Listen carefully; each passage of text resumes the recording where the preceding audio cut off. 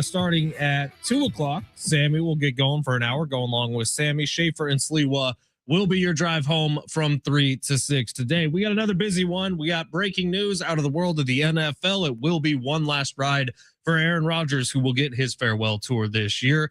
A wild Eastern Conference Finals game last night in which the Cleveland Cavaliers had a 99.9% chance to win that game in the fourth quarter and a 22-point lead to see it evaporate and lose in overtime. And the New York Knicks cover the spread. Also, Padres-Dodgers last night at Petco Park. Interesting that they have not been sellouts at Petco Park this week. I guess we can get into the conversation of why. Probably just because life is freaking expensive right now. But we can talk about that as the show continues. We will start with the game from last night. And before we get to that, we got a couple giveaways for you today. We have a pair of tickets for you to go see Switzerland and Australia at Snapdragon Stadium, the soccer match, the international friendly, with two global contenders. That match will be on June 6th at noon. We have a pair of tickets for you to go see that. We also have a 4-pack of tickets to the San Diego County Fair. You can buy tickets at sdfair.com, or you can leave us a talkback. Talkback is super simple. You open up the free iHeartRadio app, search San Diego Sports 760, click that little red microphone icon while you're listening to the show, and you can leave us up to 30 seconds of a talkback. Sammy came up with today's question. Sammy, you want to let it rip? Give us your number one unpopular opinion. Sports rise? Or no, it can be anything. Like, I'll start one off. Why don't we leave politics out of it? Yeah. Please. Yeah. Let's not get into politics. Let's not cancel on here. Mine would be bananas are just okay. I think it's gross when people peel string cheese off and drop it in their mouth. Are you saying you eat string cheese by just biting string cheese? Yeah. Another one. That's in the mind of Sammy Long. Another one. So wait, you unpeel the wrapper on string cheese and you just eat it. You like bite it like a beef jerky steak. Huh. It's like, for some reason that seems worse. That seems worse than dropping it in your mouth. I mean, I'm usually a peel guy, and then you don't have to drop it. It's not like a soggy noodle you hang up over a bird. People do that though. No, you just peel some off and put it in your mouth. I have a lot of them. I mean, I think that if you take your shoes off at the gym to work out, you should be thrown out immediately. Yeah, that's foul. In fact, firing squad for that person. Do people do that? I don't go to gyms. People take their shoes off at the gym? They're not supposed to, but they take their shoes off because of I don't know. Honestly, shoes off in public if you're not at a pool or at the beach, I got problems. 100%. Like if you're wearing flip-flops, fine. Wear the flip-flops though. Keep them on your feet. But if you're wearing shoes, keep the shoes on unless you're on sand or in water. I have a weird thing with food too. Like I don't like if this isn't like Subway or Jersey Mike's or something, like I can get a sandwich out. I don't like when it grosses me out if someone makes me a sandwich from their house. All right. Well, give us your unpopular opinions. Line it up on the talkback, Mike. Our favorite one is getting a 4-pack of tickets to the San Diego County Fair. This is a fun one. So line them up. We will play them throughout the show today. We do have one guest coming on the show today, and I was hoping the Padres would have a 2-0 series lead by today because we've had this booked since, Sunday night? We booked this guest. David Vassegh will be on the show today. David Vassegh. Ahead of the rubber match between the Padres and the Dodgers. Really, I had my fingers crossed on Sunday night that it just wouldn't be 0-2 Dodgers at this point. Like I was hoping it would be 1-1 or 2-0 Padres. But the fact that we're at 1-1 is fine. And we'll have some nice smack talk with David Vassegh ahead of the rubber match today. All right, last night's game between the Padres and the Dodgers started with a bang, man. First inning, you had Freddie Freeman and Manny Machado both hit homers in the first. It was a very back and forth game. I thought the Padres played well. I thought it was a very winnable game. It's a disappointing loss if you're the San Diego Padres, and a disappointing loss in a game that Griffin Canning starts. I don't really know what that equates to because I was kind of chalking that one up as a little bit of a loss yesterday beforehand, unless the offense had some sort of huge game. But honestly, when you look at what Griffin Canning did yesterday, I thought he pitched pretty well. He made a mistake to Freddie Freeman in the first inning. Freddie Freeman's a Hall of Fame hitter, and he hit a home run in the first inning. I understand he's been cold. I understand that he was battling a sickness heading into the game, but Freddie Freeman is a Hall of Famer, and he hit a home run off you. Big deal. Griffin Canning really settled in, and I thought pitched very well. There were some spectacular plays on defense when Fernando Tatis Jr. was at second base, Xander Bogaerts at shortstop. I thought the Padres played well last night and got beat by a team who is deeper and a little bit better than them at this point. What I will say is it's a disappointing loss because it felt like you probably should have won that game. How many warning track shots did the Padres hit? Castellanos had one way out to left that field. Was gone off Vassegh. That got knocked down. And then a decision I hated at the time with Ramon Laureano pinch hitting for Gavin Sheets. This was late. This may have been the 7th inning. When the Padres, the Dodgers had already tied it back up off of Freddie Freeman's second home run. And Ramon Laureano comes in for Gavin Sheets. And you're saying, Gavin Sheets is one of the hottest players in baseball. What the hell are you doing, Craig Stammen? And then Ramon Laureano hit what I thought was another home run. And it kind of fades out at the warning track. So a couple of big moments where the Padres had the opportunity. Everybody today is talking about the pickoff play from Mason Miller over to first base. Hit Ty France's glove. You can go back and forth on whose fault it was. Ultimately, I would say it's probably Ty France's fault. I played first base. I know if the ball hits your glove, you have to catch that ball. And so I would put it on Ty France. But also, I never had Mason Miller throwing a 90-mile-an-hour slider. I was about to say, are we comparing ourselves to professional athletes again? But Mason Miller did throw like a 92, 93-mile-an-hour slider to Ty France to catch at first base. So you can put some of the blame on Mason Miller. Ultimately, it was a really fun baseball game, man. It was a really good baseball game. I wish that the Padres and Dodgers played each other every night because you're seeing the best out of both teams. Right. It was a great baseball game. Great baseball Unfortunately, game. The Padres ended up on the wrong side of it. But of course, Freddie Freeman, who hasn't hit a homer in like a month, hits 2 of them last night. Jeremiah Estrada, man, is an all-star if he just does not pitch against the Dodgers. The Dodgers. Did you see the stat they put on TV last night of him against everybody else? He has like a sub-2 ERA. I don't know if it's the Dodgers 18. I don't know if it's a mental thing or the Dodgers have just seen him so much that they're not, surprised with anything he's throwing, but certainly that kind of caught him back in the game. And then you're right, the drama. I mean, the fact that the Dodgers took the lead 5-4, you got to tip your cap to Pages. That was an unbelievable at bat. The fact that he fouled off so many pitches and made Mason Miller for the first time in his career look like not an average reliever, but looked like a guy who every time this season Mason Miller's basically took the mound, he's looked so much better than whoever the hitters were. And the Dodgers were able to take advantage of that a little bit. But yeah, it sets up a great Game 3. This is exactly what you'd expect. You'd expect, both wins either way were one run, but by one run. So now tonight, Shohei Ohtani, who is, obviously one of the best pitchers in baseball, but Randy Vassegh has been very solid this year for the Pods. This does feel like a little bit of a bigger game because we saw like against other NL West competition, the Padres thrashed the Cubs in the first game, then lost games 2 and 3. They took one game against the Brewers, ended up losing the series at Petco Park. I know you're facing Shohei Ohtani. You'd like to get that win tonight and have a series win under your belt against the LA Dodgers, because to your point, it felt like that game was there for the taking, and the Dodgers, just to their credit, made plays down the stretch and the Padres didn't. But Game 3 at Petco Park, you expect to win that game. That second home run for Freddie Freeman is still kind of ticking me off today because he literally golfed it. That was a golf swing. It was a 9-iron that he hit out to right field. So frustrating for sure. But yeah, Shohei Ohtani today, Padres, this is your chance, man. This is your chance to dispel a lot of narratives. That you can't hate good starting pitching. Exactly right. Can you? Today's the day to try it out. Now, there was an interaction between Manny Machado and the media after last night's game. Did you see this, Sammy? Yeah. I thought it was weird. I didn't think it was that out of character for Manny. It feels like because this series is a little more high profile, we're seeing more clips and stuff go out a little bit. I don't really fault the reporter. I don't really fault Manny. If you've been watching Manny for long enough, that's just kind of who he is to the media. And I think that we just have to accept that. He's not going to change.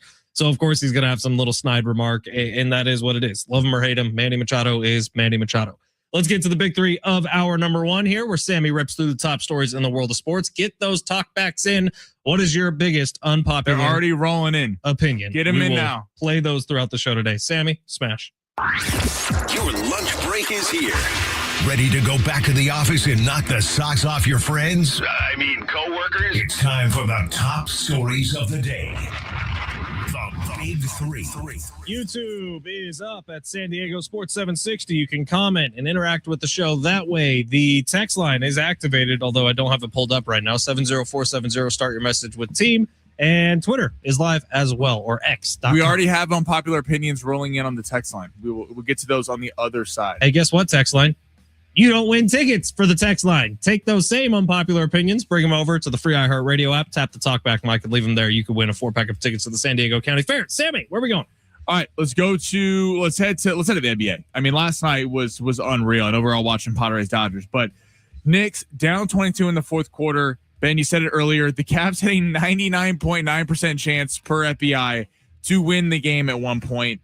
All-time collapse. Knicks come back and win it in overtime. James Harden said post-game, quote, "We have to get better as a team at defending Jalen Brunson." Now, Jalen Brunson went 7 for 8 on James Harden down the stretch of the game. And Mike Brown, the head coach of the New York Knicks, said post-game that they were actively targeting James Harden the entire time. Who is most to blame, James Harden or Kenny Atkinson for not calling a timeout? Yeah, the answer is yes.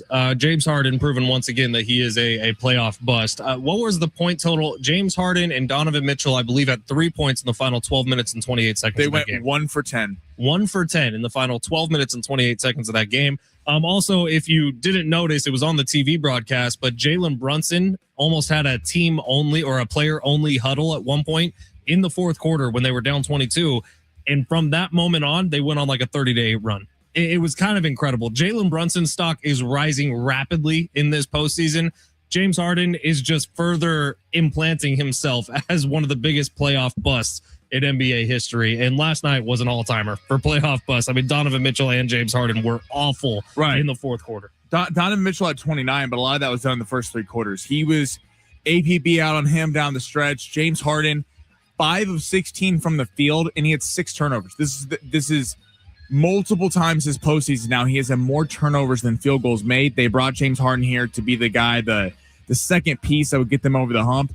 That did not happen. But Kenny Atkinson is not getting enough blame today because of how bad James Harden was. Number one, how are you not pulling James Harden from that game when they are actively hunting him on defense? You have Max Strus and Wade sitting on the bench as 2 of your best defenders. There's an 18-1 run by the Knicks, and there was not a timeout called. You could tell the Knicks were surprised. The Knicks seemed like they were waiting every time they scored a bucket for there to be a timeout, because that's what any head coach, high school, college, or pro would be doing, and he just let the league completely slip away. I thought this was like Knicks in 6. This, after losing last night, this could be a sweep. I don't know if you come back from this if you're Cleveland. That's a good point. I don't know how you do. What's next? All right, let's go. Adam Schefter reports Aaron Rodgers told reporters today this will be his final season in the NFL, despite signing back with the Pittsburgh Steelers. So a 1-year swan song. What defines success for Aaron Rodgers in his final year in the NFL? How many jersey swaps he does after every game this year, how many well wishes he gets from teams around the organization. I don't know. Do the Steelers play the Packers this year? I probably should have looked that up. I am curious about that. I will look that up right now. But I'm wondering if the Steelers play the Packers and the Packers do something special for him. I don't know exactly what measures success, but for all the talk that LeBron James doesn't want a farewell tour, he doesn't want to have that big celebration, even though he for sure does. Aaron Rodgers is just being very upfront and honest about it. He's ready to get his farewell tour, and it's happening this year for the future Hall of Famer. Well deserved, I guess. No Green Bay on the schedule. They could meet in the Super Bowl, Ben. They could. That could happen. They could meet in the Super Bowl. What are the odds on that? Oh, I think moving zip codes if that hits. But I think if you're Aaron Rodgers, I think in your final year, you're back with Mike McCarthy. You do have weapons. I do think the offense will be better. They added Michael Pittman to the fold. So that was kind of the problem last year, was DK Metcalf was just by himself, and teams knew that. So they were simply just double teaming DK, making anyone else beat him. I think winning a playoff game in his final year in the league would be something. You're in a tough division with the Ravens, with the Bengals bouncing back. The Browns are the Browns, but they do have the second easiest schedule in the NFL. So I think if you won a playoff game, people would look positively on Aaron Rodgers. But Aaron Rodgers and Anthony Davis have very similar careers. All the talent in the world, some of the best just in terms of pure talent on the floor, but has certainly underperformed at times throughout his career. You want to squeeze a quickie in? Yeah, let's do.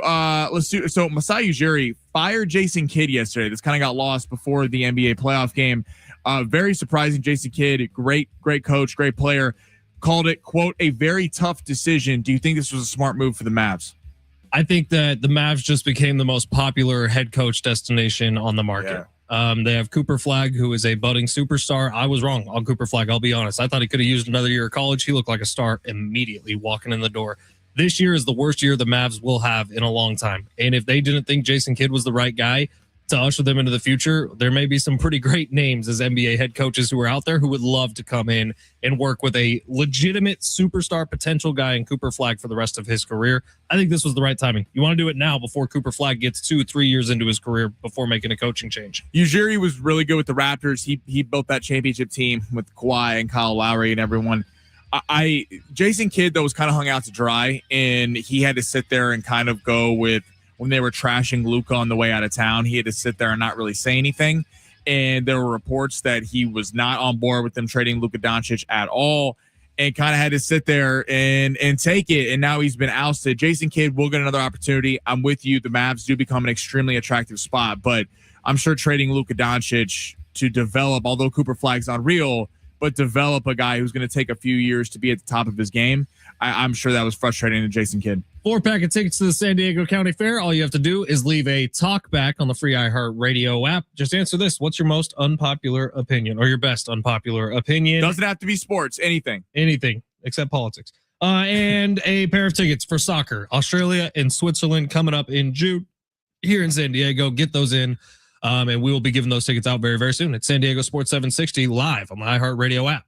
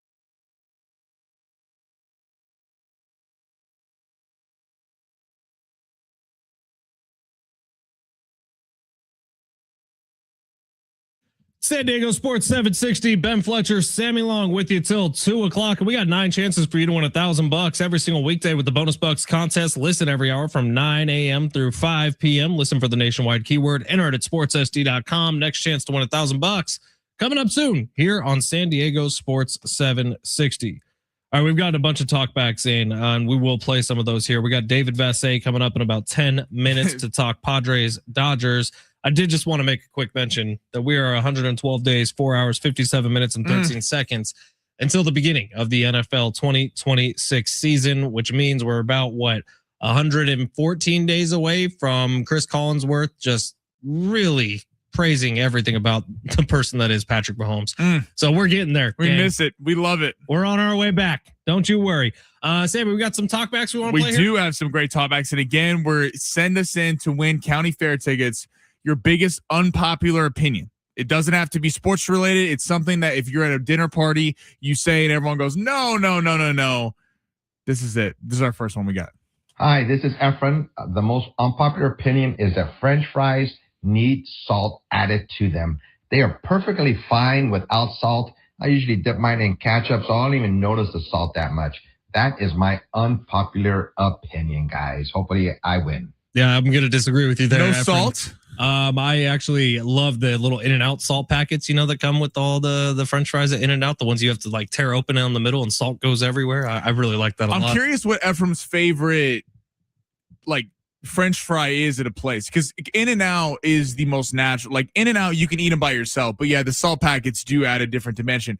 But if you are dousing it in ketchup, do you really need to douse it in salt packets? A lot of people don't like In-N-Out fries. I am different from that. I love me some In-N-Out fries. I think they're fantastic. I get them cooked extra long, so they're extra crispy. Whoo, girl. You get them cooked extra long? Oh, yeah. So you go up there and ask the poor kid at the front and go, you're going to cook this extra long. No, I asked for them well done, and that is the life hack of the century. Next time you go to In-N-Out, ask for your fries well done. And some animal fries? I always do animal fries. Let's squeeze one more in here, Sammy. Marcos from Carmel Valley, and my unpopular opinion is that baseball's got to be the most boring sport of all time.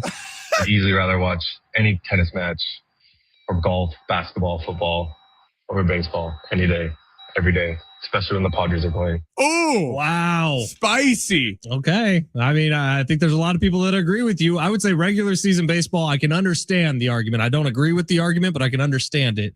Postseason baseball is about as good as it gets, man. I love Major League Baseball's postseason. And I do think series like this, Padres, Dodgers, ratchets it up a big notch. As a massive baseball fan, I would disagree. But if you're tiering it, I'm a fan of all sports, but if you're tiering it and you said, what's more entertaining to me, football or baseball, football, basketball or baseball, I'd pick basketball. I would put, to that end, it's are you looking? Yeah, I would go football is number one. I'd go college basketball number two, but I'm a little bit of a freak. And I would go professional or college football. I go NBA 2, college football 3. College football would probably be number 3 for me. Baseball would probably be 4, golf 5. But again, baseball and golf kind of share a similar spot for me. They really do, where it's the relaxing thing to watch. I also think baseball has something over all the other sports with the local broadcasters.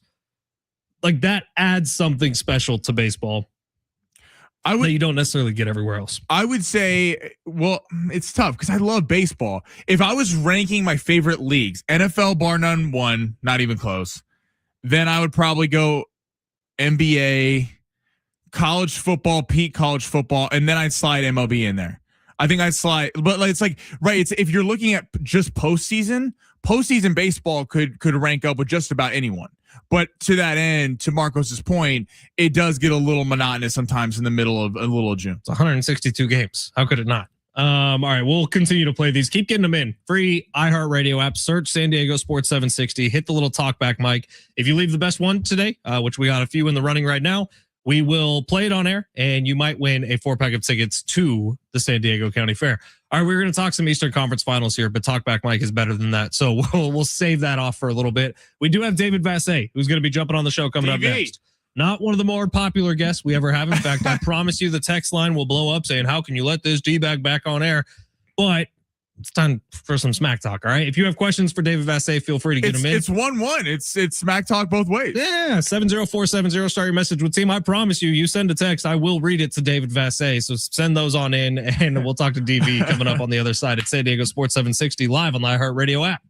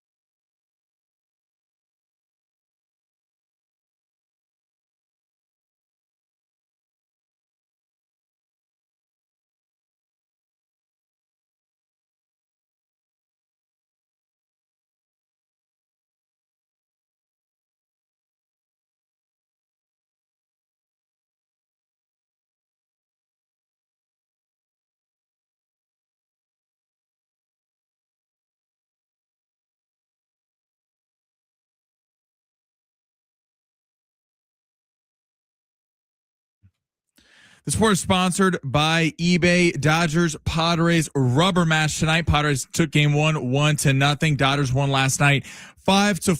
Shohei Ohtani will be on the mound for the Dodgers, while Randy Vasquez will be going for San Diego. That game will be 1 hour earlier at 5:40. And Aaron Rodgers, after signing a 1-year, $25 million contract to return to the Pittsburgh Steelers, has announced today, told reporters per Adam Schefter, this will be his final season in the National Football League. And then tonight we got game 2 of the Western Conference Finals at 5:30. Spurs looking to go up 2-0 on the Thunder on the road. Oklahoma City is an early 7.5-point favorite in that one. eBay is home to millions of finds, and each one becomes part of your story. From your favorite vintage band tee to the dream car you've been searching for, or the foul ball you heroically gave away, it's all there on eBay. eBay, things people love.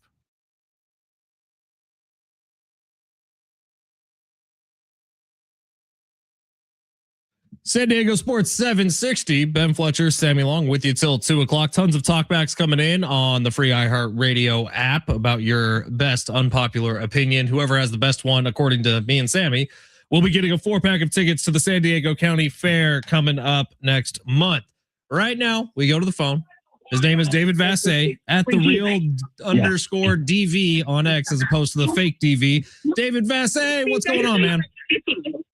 Everything's great, especially after last night's game for the Dodgers. They proved that Mason Miller is human, kind of like how Rocky Balboa proved Ivan Drago was human in Russia back in 1986.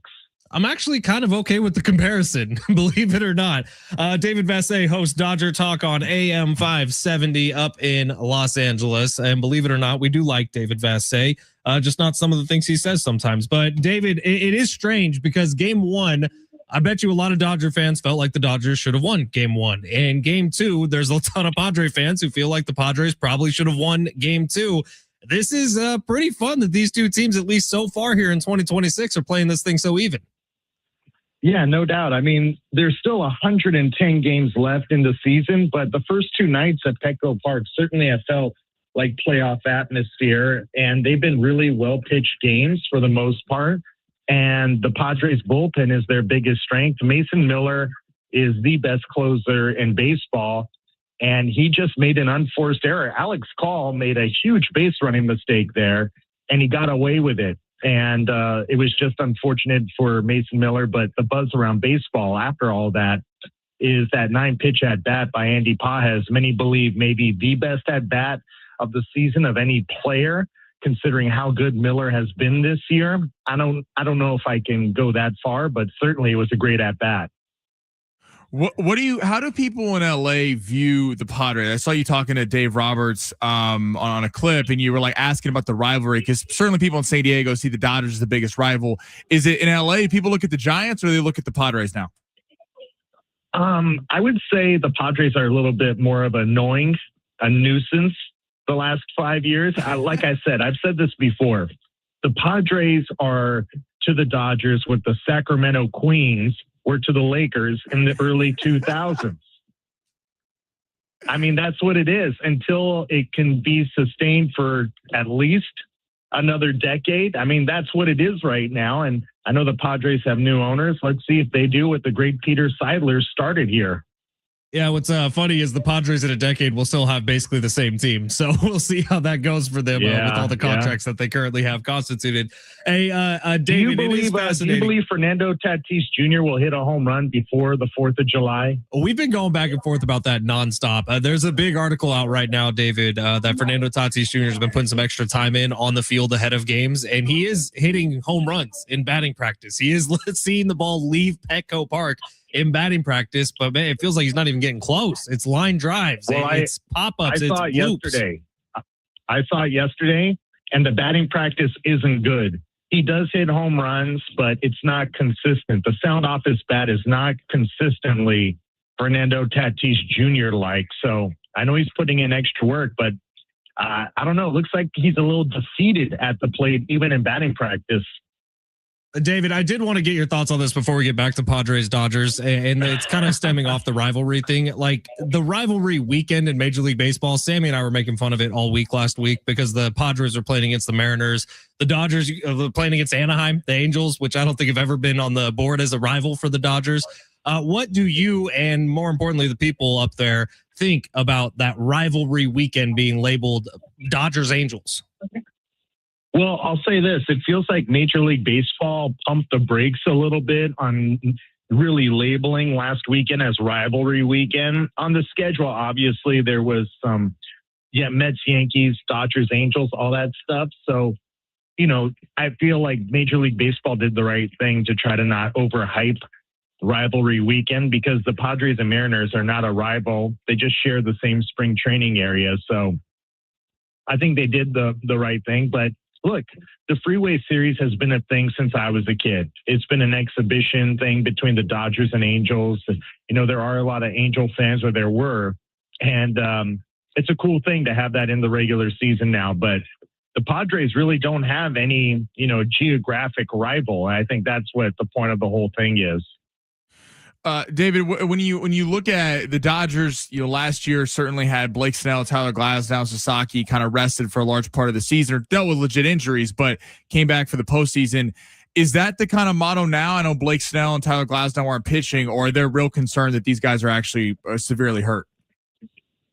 Well, Glasnow won't pitch for another month. He's had the same back issue each of the last 2 years, but this one is keeping him out a little bit longer.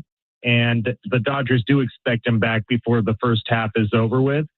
Blake Snell had surgery on his left elbow yesterday to remove 3 bone chips, and Dr. Elatraj was able to perform the same nanoscope that he performed on Tarek Skubal about a month ago, which is supposed to take at least a month off of recovery time. So you could see Snell back in August at some point in time, which kind of leaves the door open about whether or not the Dodgers believe they need another starting pitcher at the trade deadline to go into the second half and into the postseason.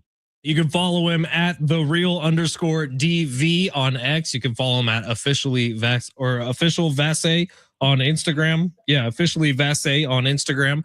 Because there's so many fakes out there. He's got to make sure that everything is so many. Yeah, there's so many imposters out there. David, when you look at game 3 coming up today, rubber match, Shohei, Vassegh, maybe the 2 best pitchers for these 2 teams. How do you see this one going? Well, Ohtani's been lights out, and the Padres have been an awful hitting team. So I feel like he's going to do his job on the mound. I would say right now, no hitter watch. Oh, come on. I wasn't going to take any cheap shots, but now I'm going to say it. Our 619's texting in saying, David, what do you think about Edwin Diaz and the chicken fighting? I don't think it's a big deal. You're the first person to bring it up to me, and not surprising that a San Diego show would focus on that. I don't think it's a big deal. David, breaking the law, David. It's a big deal. Is he? Was it against the law when he was doing it in Puerto Rico? I'm not sure. David, so much has been made about Dalton Rushing and his excellent performance for the Dodgers, at least, dating back to last year and then the first month or so of the season with all the injuries to the lineup. Do you think he's a possible trade candidate because he's obviously sitting behind Will Smith, or are the Dodgers going to keep him for the long run? Hey, he's a guy a lot of teams want. So if the Dodgers are trying to go after a real player, impact player, he definitely is going to be talked about, and he's never been a backup in his life. He's adjusted as best as he can, but he's an everyday guy, and he's blocked right now at first base and catcher. Unless the Dodgers believe he's the heir apparent to Freddie Freeman, then I wouldn't say he's untouchable.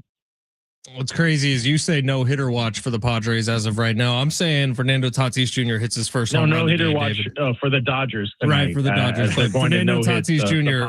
tonight. First home run. You know what, David? If Fernando Tatis Jr. hits his first home run off of the Los Angeles Dodgers and specifically off of Shohei Ohtani, is it too much to expect you back on the show tomorrow to make some retractions? If that happens, all you can eat tater tots for Sammy Long at Bub's tonight. Hey, Sammy loves himself some Bubs. I'll tell you what. But shout out to Bubs at the ballpark. It's a good spot. Hey, David, we were playing before you came on, where people are winning tickets today on our talkback mic, and we were asking people what their biggest unpopular opinion is, not even sports related. What is David Vassegh's, not to put you on the spot, number one unpopular opinion that you have? Well, with Dodger fans, it's that Manny Machado is the most misunderstood athlete in all of Major League Baseball. Manny Machado is a great guy. He cares. He's a better teammate than most people realize. So I would say that's the most unpopular opinion in Los Angeles from me. That's a pretty classy opinion. And I don't know if there was sarcasm or not. I'm maybe hinting no, that's legit. Manny's my guy. We had a lot of time to talk yesterday. And he treated me great when he was with the Dodgers for the second half of 2018. And we've maintained a friendship since. Look at that. Look at David Vassegh being a class act. I know Sammy was talking about people taking their shoes off in public and stuff, but you went right for class. Yeah, I'm not a big fan of people taking their shoes off at the gym. Grosses me out. I think you should be thrown out immediately. I never go to the gym, so I don't know about that. You know what, David? We have more in common than you think. Come on, Vassegh. I know you're hitting them curls. We don't need to go to the gym. We have the body that God gave us. David Vassegh, thank you for your time, pal. AM 570 is where you find him at The Real DV. If you want to flood his DMs with Padre propaganda, I'm sure he would love that. David, appreciate you, man. Okay, guys. Thanks for having me on. David Vassegh up with AM 570 in Los Angeles. Always coming on before a rubber match game between the Padres and the Dodgers, which is happening tonight, man. He's saying Shohei's throwing a no-hitter. I'm not going to go that far. I wonder what the odds on that would be. Should David Vassegh put his money where his mouth is? Shohei Ohtani no-hitter watch. Will they let him go on 9? The road? They wouldn't let him go 9. They protect him. No. He's in bubble wrap. If he had a no-hitter going through 8 innings, it was up at like 95 pitches. Do they let him go out there for the 9th? I don't know, because if you're the Dodgers, do you really want to on May 20th, even though Right. It's like, for sure, Mason Miller is not pitching today. No matter no what. shot. Even if it's a 1-run game in the 9th inning, Mason Miller will not be pitching today. I can promise you that, no matter how big of a game it is. I got to give Stammen some credit on that last night, actually. Like, that was a smart play to get him out of the game. And it's small. It's like, it seems small because you're like, he gave up the run with the air, and then Paz had the sack fly. But like, every pitch matters, and especially with a guy like Mason Miller, because of how hard he throws, you get nervous about his elbow. So like, any pitch he doesn't have to throw, bringing in Marinaccio, that was a smart move by Stammen. What's crazy is, even with last night's performance where Mason Miller did take the loss, and that's his first loss he's taken in over a year, his ERA went down last night because it was an unearned run. It's crazy. I mean, that's what's insane about Mason Miller, is that the way he has a loss is an error throwing to first. Right, which it's a 50-50 whether it's his fault or Ty France's fault. I mean, honestly, if you're thinking about it objectively, if Mason Miller just steps off, the runner's out, right? Right, because he was caught halfway between first and second base. Right, he totally picked him off. Right, if we're nitpicking here on Miller, I mean nitpicking. He could have lobbed it to first base and he was out. And the walks over the last week or so have been up. Like, we have seen, he walked 2 on Monday night. Walked Muncy last night, had a 3-2 count on the batter before he got a strikeout. So his walks have been up, but again, you're talking about perfection. This is a guy who's been unbelievable all year. He's not Superman, even though he's close to it. All right, we got a boatload of talkbacks. Keep them coming in if you want to win San Diego County Fair tickets, stfair.com to just buy tickets. But if you want to win a 4-pack of them, we're asking for your best unpopular opinion on the talkback mic. Just open up the free iHeartRadio app. We'll play them back on air. We will be selecting a winner about an hour from right now. So you got plenty of time to get those talkbacks in. Get them in. We'll play a couple more on the other side. Plus, Long Shots is still alive. Long Shots? Are we playing Moneymaker? We had a backdoor cover last night from the Knicks. The A's demolished the Angels. Destroyed Wasn't the Angels even close. By 8 runs. The over would have hit. Taking the A's hit. It was a great pick by Sammy. And then tonight is the rubber match. Let's go Vegas, baby. Is it? We have the Vegas Golden Knights tonight? We have the Vegas Golden Knights on the money line against Colorado. Do we cash out or do we let it ride? You'll find out coming up next. It's San Diego Sports 760 live on the iHeartRadio app.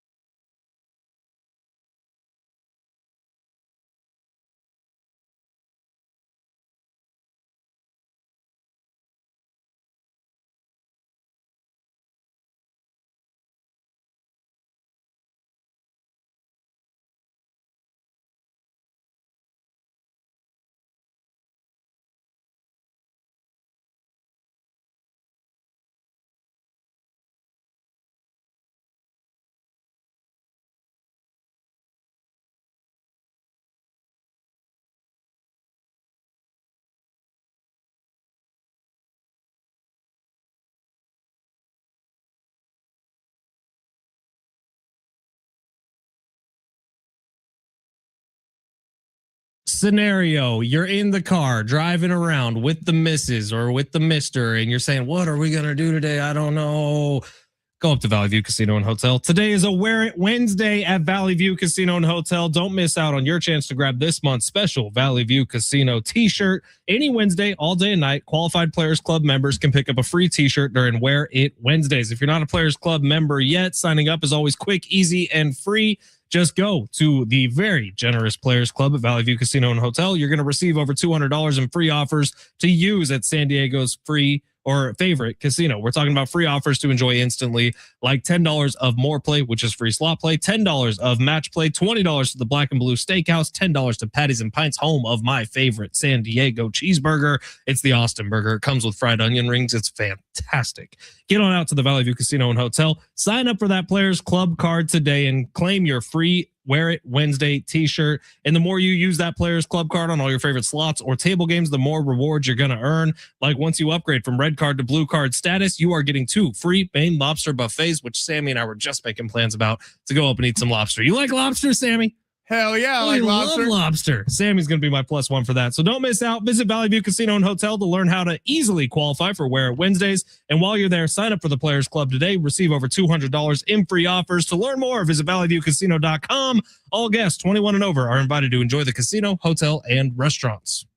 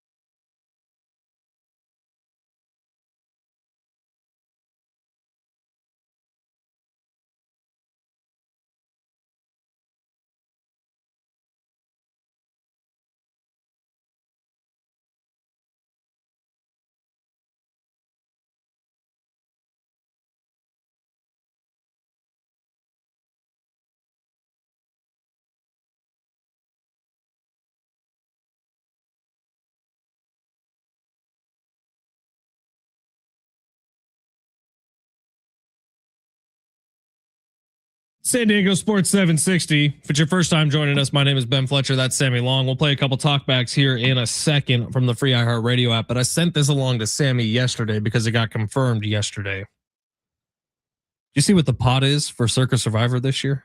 20 mil, baby. Oh, a guaranteed pot of $20 million. It could be more depending on how many people sign up. So, yeah, Sammy and I are going to win $20 million. 10 mil each. No big deal. We're light work. We are 100% winning this year. We are buying a house based on this year's NFL season. That's what's happening. Now we can't trash him anymore because he's a Chief, Jay Fields. We can trash Justin Fields all we want. Justin Fields ended our Circa journey last year. If you've been riding with us, if you're new to the show, we bet on the Cincinnati Bengals. Was Joe Flacco playing? I believe so, yes. But it was the Bengals against the Jets. In 15-point comeback, Breece Hall and Justin Fields. That was another. The Bengals had a 98% chance to win at one point in that game. I'm thinking this year, though, when we do Circa, like we're going to do one us. I think one with the listeners. We got to have some multiple ones. Like I want to have a couple to where it's not exactly cheap, Sammy. I'm probably a one-shot wonder on this. Oh, please. I'm in on one of these. Call Rich. Okay. Rich signed $1 million contracts. We need to do one that's like what we think, one that's risky, that's like an aggressive play weekly, and then one that's very safe. I'd say we just do the safe one from the get-go. No, because and we ride that all the way to fortune and fame. You can't win Circa Million if you're picking the obvious choice every week. That's how we got so far. Remember, we took the Cardinals, took the Saints. Like we did a great job. If we repeat the same strategy and Justin Fields isn't there to screw us over, we'll be just fine. And if you listen to me when I said take the Dolphins over the Jets on that Monday Night Football, we wouldn't have been in this spot. I do think either way, like we had kind of the next few weeks mapped out. The Bills were going to screw us when we picked them. I think it was like a week later, maybe 2 weeks later. Our Thanksgiving games would have been tough. Thanksgiving would have been brutal. I would have had to talk you into picking the Bears over the Eagles. It was a bloodbath. It was chaos. All right. Well, it's San Diego Sports 7 because was it all 4 games upsets on Thanksgiving? Yeah. Well, that's what's so hard about it is that the holiday games you have to pick on Thanksgiving and Christmas. So I don't know how anybody survived the holiday games because that was chaos. All right, let's get to long shots for today. If you aren't aware of what's going on, we have a 4-pack of tickets to the San Diego County Fair. You just have to use the talkback mic. Open up the free iHeartRadio app, search San Diego Sports 760, tap the little talkback button, leave us up to 30 seconds of your best unpopular opinion. Whichever one we like the best is getting tickets coming up at 145. Sammy, smash. You looking for some luck? Want to win big? Gotta play big. You are so money and you don't even know it. Time to take a chance Pay that man his money. with long shots. There's Demetrius on YouTube saying, Sammy over here wanted to drop 3 bands with you, Fletch. I'm not down to pay $3,000 for this. Demi, understand. It's like investing in a stock. You're in the red immediately, but it's about the growth over the sense of months in a season. Right, but I'd rather just do one that we try really, really hard on and get the $20 million at the end of it. That sounds better to me. Sammy, we're still alive in yesterday's long shots. I don't know that we've ever had this before, where we have a carryover long shots that's still alive, so we could technically be coming on tomorrow cashing 2. Double winners. Could be. Are you including Vegas in this one, or are we hedging a little bit? I was going to ask. I was thinking about going to the game. Well, we'll get to it in a second. Well, everyone can decide what they want to do. All right, let's head to Major League Baseball. Toronto Blue Jays and the Yankees. Yankees won 5-4. Good game yesterday. Vladdy did not have a good game. Went hitless, but a really fun pitching matchup. No, I'm not cussing. His name is Cam Schlittler, one of the top young arms in the Yankees. One of the top young arms in the AL. This Yankees team is pretty nice. You got Max Fried.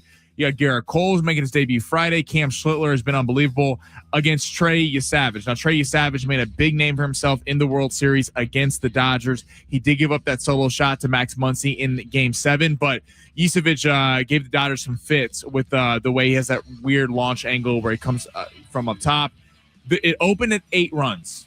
It has been bet down to 7.5. I still like the under. I know that we're trending this way with the gambling. I like the under in this game. Schlittler is trying to maintain that he is the number 2 pitcher on that staff over Max Fried because Cole comeback will be the one. And Yesavage is a tricky tricky pitcher for hitters to figure out. I like the under in the Blue Jays and Yankees under 7.5. All right, let's head to some hockey. So we picked Vegas yesterday. I'm still liking that bet. I really am still liking that bet. Money line. Plus 145. They are on the road taking on the Colorado Avalanche or the President's Trophy, which is for the most points gathered during the regular season. So we're still alive with that. We're going to hedge it a little bit. We're going under 6.5 goals in this parlay. Carter Hart. Now, if you're not familiar with hockey, you just tuned in for the postseason. John Tortorella was the head coach of the Philadelphia Flyers, got fired. The Golden Knights fire Bruce Cassidy, their coach, because Vegas was not having a great season. On March 30th, they get Tortorella, and now all of a sudden they're in the Western Conference Finals. He brought Carter Hart over from the Philadelphia Flyers. He has been great. They have a goalie advantage in this series. They are also one of the best power plays throughout the regular season and the playoff. The Avalanche are a very good team. The Kings actually in the first round had the 30th ranked power play or penalty kill, and still only had a 91% save percentage. So the Avalanche haven't been the best on the power play in this series. I like the under 6.5. I think Carter Hart and Scott Wedgwood have themselves a day, both goalies for both teams. All right, we're heading to the NBA. Spurs Thunder Game 2. Oklahoma City opened at 6.5-point favorites. It's telling you that Vegas, this is the line for Game 1. Vegas is not, readjusting after the Spurs have beat them 4 times in the regular season, beat them again in that last game. I like the under 217.5. They hit the over in the last game because they went to double overtime. Wemby had 6 dunks in that game. I highly doubt that's going to happen again, and that they're going to try to throw everything at Victor Wembanyama. Chet has got to have a better game defensively. And just down the stretch, look, I know Shea didn't have his best game, got it going in the fourth quarter. Jalen Williams still is trying to figure out his role within this offense. I like the under 217.5. Wemby is just, he's such a thorn in what the Thunder want to do in their, like, they want to get out and run the fast break. The Spurs have slowed it down and made it more of a half-court game, at least in game one. And he's just swatting everything away in the mid-range. And honestly, right now, I don't know if Oklahoma City has the three-point shooters to keep up with the Spurs. I like under 217.5. So under 6.5 in Vegas and Colorado, under 217.5 in the NBA game, and I like under 7.5 in Blue Jays and Yankees. We're not looking for a lot of scoring goals tonight in whatever sport we're watching. Yeah, and we need Vegas to score at least one more goal than Colorado. Yeah, like that's what we're going. A 3-2 would be tremendous. Yeah, that'd be fantastic. All right, busy hour number 2. We're gonna do a full preview of tonight's Dodgers Padres rubber match at Petco Park. See if we can get 45,000 people in there tonight for the twilight game. And we haven't even talked about it yet. Aaron Rodgers announced he's retiring at the end of this year. We'll talk about that coming up next. San Diego Sports 760 live on the iHeartRadio app.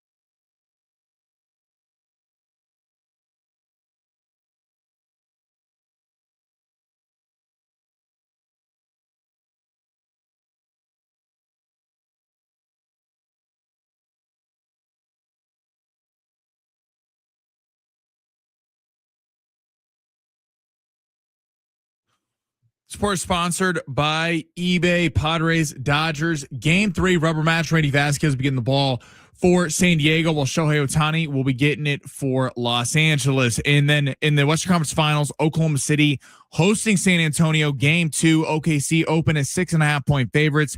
They have been bet up to 7.5-point favorites in that one. And we also got the Western Conference Finals in the NHL, which get going tonight. That game is at 5:00. The Vegas Golden Knights taking on the Colorado Avalanche. The Avalanche are minus 175 to win tonight, though Cale Makar, star defenseman, is out for the game.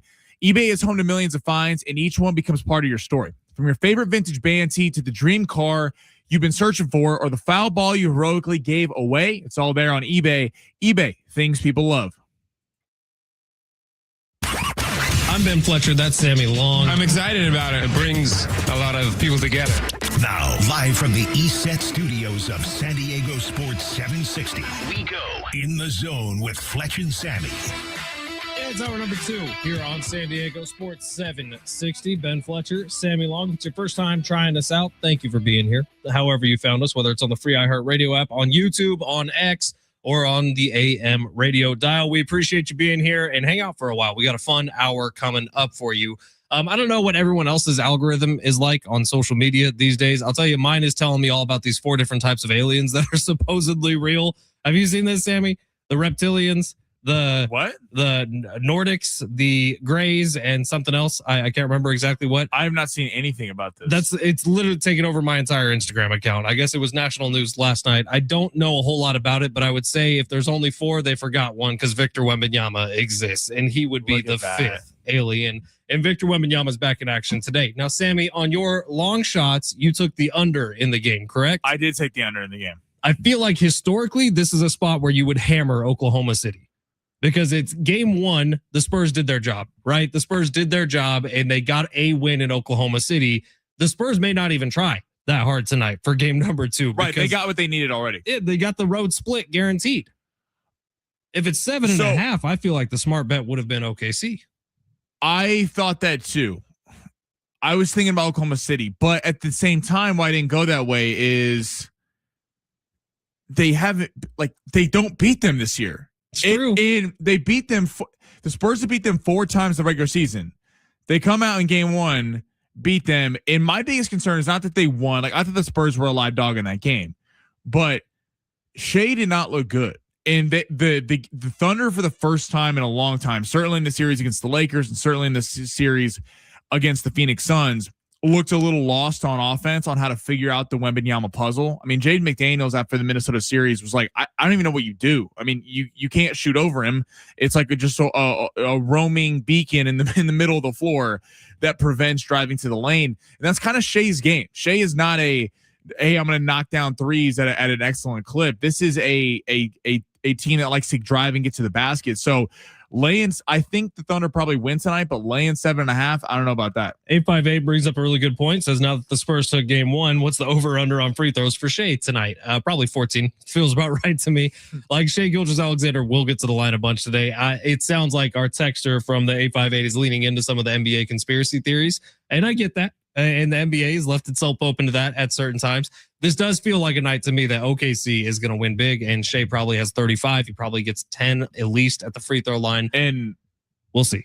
It's not rigged. I just want to make that very clear. It's not rigged, but it is fun to go down those rabbit holes. And if we see Shea Gilgeous-Alexander on the free throw line a million times tonight, that rabbit hole will be open. The problem, people confuse, like the rigged stuff is nonsense. But in terms of the flopping, I think what people get frustrated with Shea is Shea does throw his body after every call, and it does feel like Oklahoma City is certainly are allowed to play a brand of defense. This is what JJ Redick was talking about when they played the Lakers. OKC, because they're a quote good defensive team, and they are allowed to play a physical brand of basketball where it feels like not always the same as said for the rest of the league. That's been the case in the course of history in terms of basketball and the nuances of teams. But yeah, we'll see tonight how much Shea gets to the line. Sammy, do me a favor before we get to the big three. Cue up another talkback. I'll explain what we're doing today on the talkback mic. If you open up the free iHeartRadio app and you search San Diego Sports 760, you can listen to us live anywhere in the world. We have people listening in the Netherlands. We have people in Canada. We have people in Florida who listen to this show on a daily basis. If you would like to win a 4-pack of tickets to the San Diego County Fair, what you have to do is listen on the iHeartRadio app, tap the little red microphone icon, leave us a 10 to 30 second talk back about your best unpopular opinion. Our favorite one of those is going to win the 4-pack of tickets to the San Diego County Fair. Sammy, do we have more unpopular opinions on French fries? Really? So my unpopular opinion about French fries, unless they're like hot and fresh and crispy, they're usually just soggy, they're limp, they're cold, and they're just a carrier to bring salt and sauce into your mouth.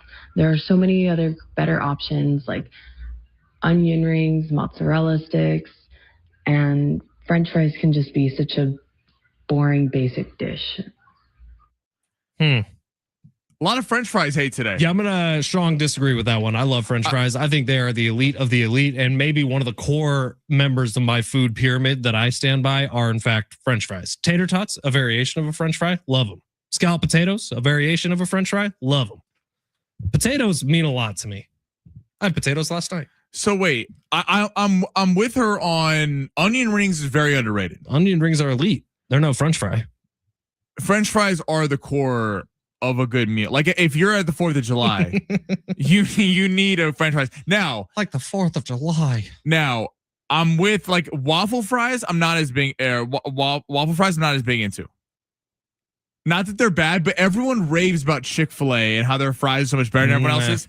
That's not true. Like I agree with that. Chick-fil-A doesn't do the waffle fry well, but a well done waffle fry is one of the best fries. Onion rings, solid. Mozzarella sticks. I'm not a big mozzarella stick guy, but onion rings are very underrated. Keep the talkbacks coming in. We're going to crown a winner coming up at 1:45. Let's get to the big three of our number 2, where Sammy rips through the top stories in the world of sports. Still to come, Aaron Rodgers news, Padres Dodgers Game 3 preview. Let's get it going. Sammy, smash.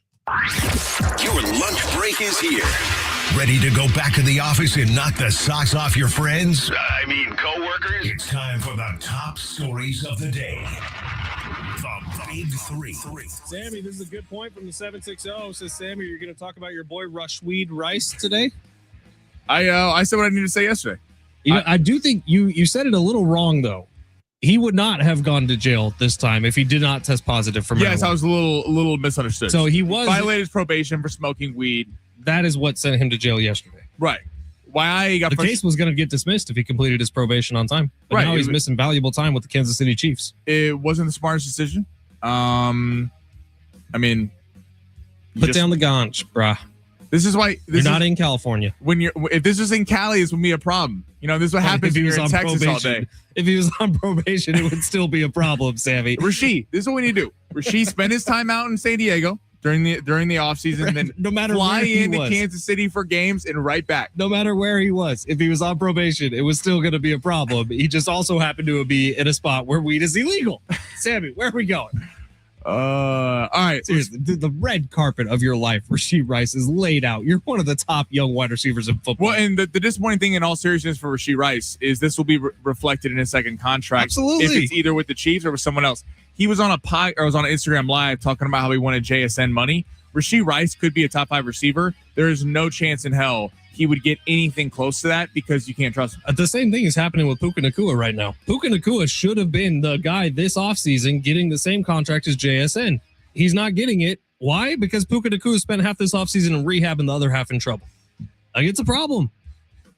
Where are we going, Sammy? Breaking news right now. Uh-oh. MVP promotions from Jake Paul from last weekend. We watched the Ronda Rousey fight. Plans to pursue Conor McGregor. So the co-founder wants Conor to fight Jake Paul and Nate Diaz when his UFC contract expires. I see your face over there. Come on, man. Come on. Who are you frustrated at, MVP or Conor McGregor? If Conor McGregor accepts, I will be frustrated with Conor McGregor. But look, this is Jake Paul doing the Jake Paul thing. He's getting that name out there, man. He is doing whatever he can to make sure that is center stage. Conor just gets announced for his next fight in the UFC. Not that I think that's all that serious of a fight either, by the way. I think that's a real fight. It's a real fight, yes, but it's not like there's a title on the line in that fight. But who wins will be in line for a title shot. And honestly, at this point, I kind of hope it's Max. I really do, because I think he's earned it a little more at this point in their careers. But if Conor does end up doing this, it's going to do huge numbers. Did you see the numbers Netflix released for this past weekend? I didn't see them. It's the most watched UFC event ever, or MMA event ever. This happens when you're on Netflix. So they say. I don't we don't know a lot of the pay-per-view numbers from back in the day with the UFC, but the UFC's only been non-pay-per-view for like half a year at this point, so we'll see if they ever catch up. But the Netflix thing is huge, and a ton of people did watch the Ronda Rousey fight. So I get it. Conor would get a bag by doing it, but I hope he doesn't. Definitely not Jake Paul. Fight Nate Diaz, I'm fine with that. That'd be cool. Well, I think you're seeing what MVP's trying to do. They're trying to take former fighters from the UFC that are older, that have big names to create events. Right, but do the first plan. Do Francis Ngannou versus John Jones. Right. We all want that. If you want credibility in the fight game, put that fight out there for us. They're trying to just put big events to establish MVP as a promotional service in and of itself. And then they're going to try to move into signing actual rising UFC prospects or MMA fighters. But the problem is they're not going to get that, or boxers. They're not going to get that until they have a stable of fighters. We're seeing this in Dana White going to Zuffa. He's targeting the welterweight division, 140 pounds. Signed Shakur Stevenson, about to sign Devin Haney, signing Richardson Hitchens. You're trying to target one division to where if you're a fighter coming up in that division, if you don't join that promotion in Zuffa, you're going to be iced out. That's what MVP has to do. And listen, they keep putting on big events. People are going to watch. I'm begging for John Jones, Francis Ngannou. That's the one fight we never really got in the UFC. We need to see it. I need to know what happens in that fight. You got literally one of the best wrestlers of all time at that weight in John Jones versus one of the hardest hitters of all time at that weight. Give us that fight. After the Jason Kidd exit yesterday, fired by Masai Ujiri, the former high up for the Raptors, now with the Dallas Mavericks. Teams, per Shams Charania, teams are, quote, monitoring Kyrie Irving. There might be an expectation he might be traded in the next few weeks before the NBA draft. If you are a contending team, how appealing is Kyrie Irving at this stage in his career? Kyrie and Braun back to the Cavs. I'm telling you, that's what's going to happen. They're going to move on from Donovan Mitchell and James Harden. They're going to somehow figure out a way to get Kyrie and LeBron back for one final run with the Cavaliers. What is Kyrie at this point in his career? I'd say he's injury liability. He's still one of the most talented ball handlers and passers and clutch shooters that has ever existed in the game. Kyrie Irving is more fun to watch when healthy and when on than just about anybody. He is that talented of a player. But is he 32 at this point, 33? He's getting up there in age. He has spent coming off some major knee injuries. Last year and a half with major injuries. He's going to help somebody. I could easily imagine him and LeBron going to the Cavs this offseason. Well, the way for that to work, you'd have to Harden be gone. I don't know how you make that work with Mitchell. That would be interesting. Kyrie Irving, if you're a team, like we saw last night, what did the Knicks do? Mike Brown said at postgame, they were hunting James Harden. That's what teams will do to Kyrie Irving on defense now. They've done it for years, but especially after his injuries, Kyrie Irving could be really valuable. This would never happen because he had such a bad ending in Boston, but as a second or third piece in Boston with excellent defenders. If you're paired alongside a guy like a Jaylen Brown, a player like that, like if the Spurs isn't going to happen, but they have Stephon Castle's a great defender as well as Wemby. Kyrie Irving could still be an amazing pure scorer if he's just focusing on offense. If Kyrie Irving is your best player on the team, you're not even sniffing the conference finals. That's just not happening. So I think it's attractive to an extent, depending on who the team is. In lieu of big three, number three, Sammy, the text line has some questions for you. I'm not sure if you've seen these yet. Oh, yeah. 858 text comes in, says, Sammy, is it difficult to root for scumbags like Rice, or are you just used to it by now? Oh, please. We got a rights activist on here. Actually, a different 858 number said, Sammy, can your fantasy team name next year be Rashpeden and Whedon? First off, I root for teams. That's not bad. Not for individual players. If we decided to discern, we don't talk about this guy because of his past or that, we would sit on here and talk about nobody any day. No team in any sport. That's a good point. We get this sometimes on the text line. It's absurd. absurd. Yeah, unfortunately, athletes aren't the place to go for the greatest moral compasses, or coaches for that matter. It's like I'm a fan of the team. I'm not. I hope Rashee Rice turns his life around. So That's do what I. I hope. I really do mean that because I like watching really talented football players, and Rashee Rice is a wildly talented football player. And I hope that he doesn't make any more mistakes here. And I hope that this 30 days in jail that he's about to serve actually makes a difference. All I would say, I hope we don't judge people for their worst action. I hope we judge people on their second chances and being able to come back around. You hear that, Wisdom? Let's leave that for the different rest of the 858 show. number. Text in says, "Oh Lord, please let these fighters leave Dana White's company and make actual money." And Netflix was not what shy they're going to do about talking schmack about the UFC. All right, it's San Diego Sports 760. You're listening live on the iHeartRadio app. On the other side, we will be giving away those soccer tickets for Australia versus Switzerland happening early June at Snapdragon Stadium. Keep listening if you want to win a pair of those tickets. It's San Diego Sports 760 live on the iHeartRadio app.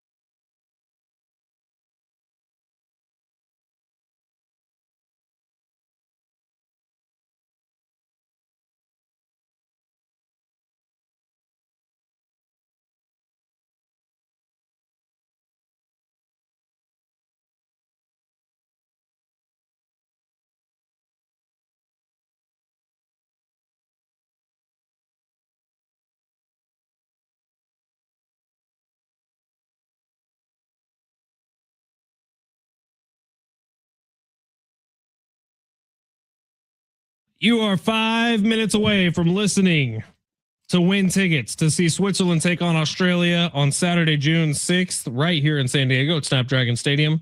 Don't miss a second of the international action featuring 2 global contenders. We got a pair of tickets for you coming up within the next 5 minutes. Don't go anywhere. All right. Your keyword for this hour is Bills. Your nationwide keyword is Bills. You can take that over to sportsSD.com for your chance to win $1,000. We'll bribe you to listen. I don't care. We're crazy like that. But it is San Diego Sports 760. My name is Ben Fletcher. That's Sammy Long, the little giggle you just heard. And Aaron Rodgers has announced he is retiring at the end of this year. So he signed a 1 year. Was it 25 million, Sammy? 25 million incentive laden deal. So kind of how far they go in the playoffs. Sure. So Aaron Rodgers, the era will be over. Look, he has been one of the best quarterbacks of our lifetime. Whether you always liked Aaron Rodgers or you hated Aaron Rodgers, he has been one of the most talented players we've ever seen put on a football uniform. And his career has been so funny, hasn't it? Because he felt slighted at the NFL draft when the Niners didn't take him and took Alex Smith over him. He wanted to play for the 49ers. Who knows what history looks like if he was drafted into red and gold. It could have been very, very different for the league. And I think Niners fans look back on that day with a little bit of disgust, even though for a large part they like Alex Smith. But then he gets in with Green Bay Packers, and he's sitting behind Brett Favre, an absolute legend for 3 years. And he gets in, and all of a sudden, he's kind of the first guy to really popularize rolling outside the pocket, throwing deep balls.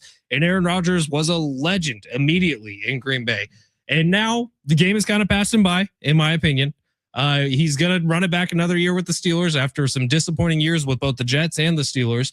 And we'll see what Aaron Rodgers is this year. I'm curious if this is a year where he's actually going out there and trying to compete, trying for one last run at a postseason, trying for one last run at getting a playoff win or two, or if this is a little bit of a farewell tour in football, the likes of which we haven't really seen because Tom Brady didn't really do it. He sort of retired nonchalantly, came back and retired nonchalantly again. Well, it's odd with Rodgers because you're like, I mean, the Steelers aren't terrible. They're certainly not a Super Bowl favorite. I can name 15 teams I think would be better than the Steelers, have a better shot to win a Super Bowl. But just look at the division, the AFC North. Do you think higher of the Bengals or the Steelers? Probably the Bengals. Probably the Bengals. Ravens or Steelers? I mean, or certainly the Ravens. Exactly. So I don't know. Are they the third team in their division? Well, it's very confusing because from what we knew for all these years is that him and McCarthy hated each other. When that report came out, Aaron Rodgers in Green Bay would be not going with McCarthy's plays. He'd be basically calling the game from the huddle, calling audibles left and right. So for all we knew all these years, they hate each other. I guess they, reconciled and are now buds again. But it just feels odd. Like if you're Aaron Rodgers, right? The division, the Ravens are better than you. The Bengals, we feel like every year talk about, well, if they're healthy, and they're not healthy. But if they are healthy, they are a better team, certainly a much better offense. So yeah, I put them above the Browns, but I just don't see in a stacked AFC them doing anything. And it's odd for Aaron Rodgers because it seemed like for years he's been so interested in anything other than football. Like in interviews, he'd be talking about movies. Like he just never seemed like a guy who's like, I live and breathe football. It's something that I'm just very good at.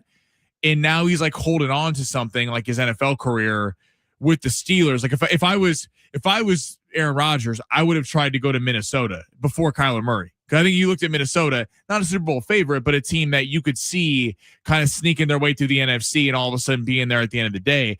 I just don't see that with Pittsburgh at all. I am curious to see how he handles this year as a quarterback and what type of Aaron Rodgers we get. Because if this is just a retirement tour, then make it that and go to every place and do a jersey swap with people. I'd say the most positive thing you could say about Aaron Rodgers outside of the talent and the deep ball power that he had and some of the Hail Mary situations he's had in the one Super Bowl run, which was elite, and you have to give him credit for that, is Aaron Rodgers. It's really hard to find a teammate that would say something bad about him. In fact, a lot of the world says a lot of bad things about Aaron Rodgers.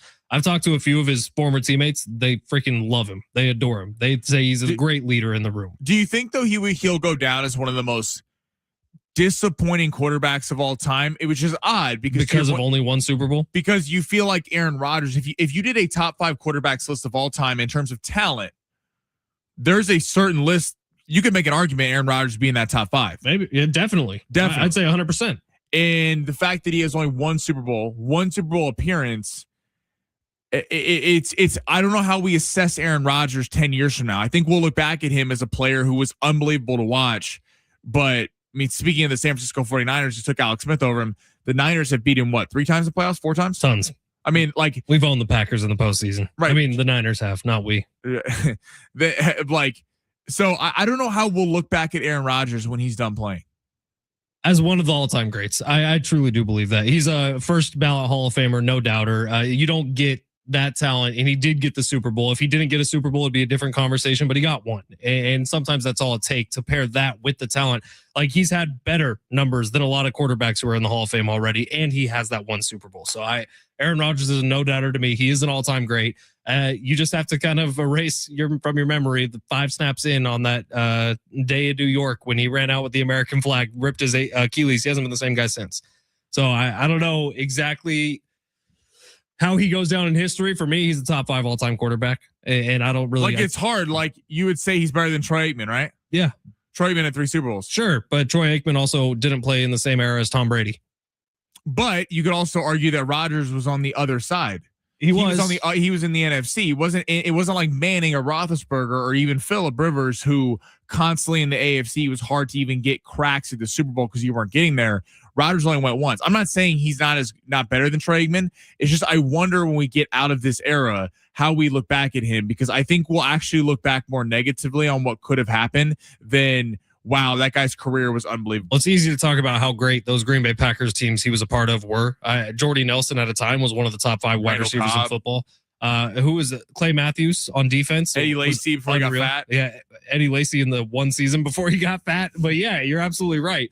And so it's going to be a fun one to look back on. Now, the worst part about Aaron Rodgers to me is he kept getting guys like Randall Cobb and Alan Lazard contracts way after they should be getting contracts. Right, because he's like friends with them. Like, the Jets literally got an all friends list, team for Rodgers. He kind of did the LeBron James thing where I think he actually hurt teams he went to because he was kind of playing pseudo GM the whole time. I agree with that.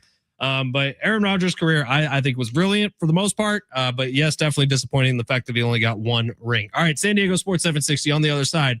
We are previewing Game 3 between the Dodgers and the Padres, the rubber match. But right now is your chance to win a pair of tickets to go see Australia and Switzerland. Who are we rooting for today, Sammy? What number are we doing?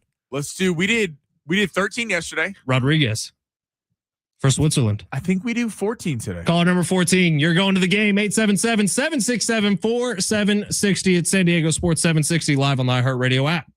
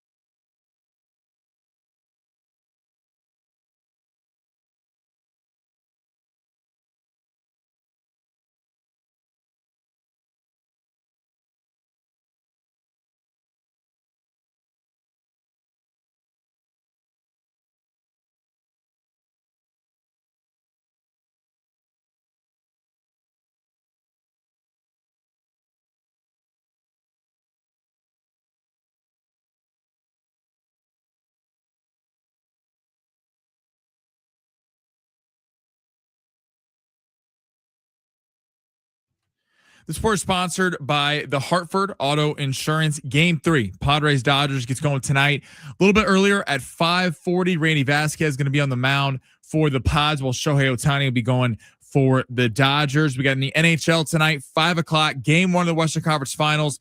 The Vegas Golden Knights taking on the Colorado Avalanche in Denver. Vegas is plus 145 on the money line, though Cale Makar will not be playing star defenseman for the Avs. And in the NBA, we got Wemby SGA Game 2 after the thriller the other night. That game is at 5:30. Oklahoma City is a 7.5 point favorite in that one. De'Aaron Fox is a game time decision after missing Game 1. Wait until you hear this. You could save hundreds by switching to AARP auto insurance from the Hartford. Visit trusthartford.com. The Hartford, your protection is their passion. The Hartford Insurance Group, Inc. pays royalty fees to AARP for the use of its intellectual property. AARP and its affiliates are non-insurers. Savings vary.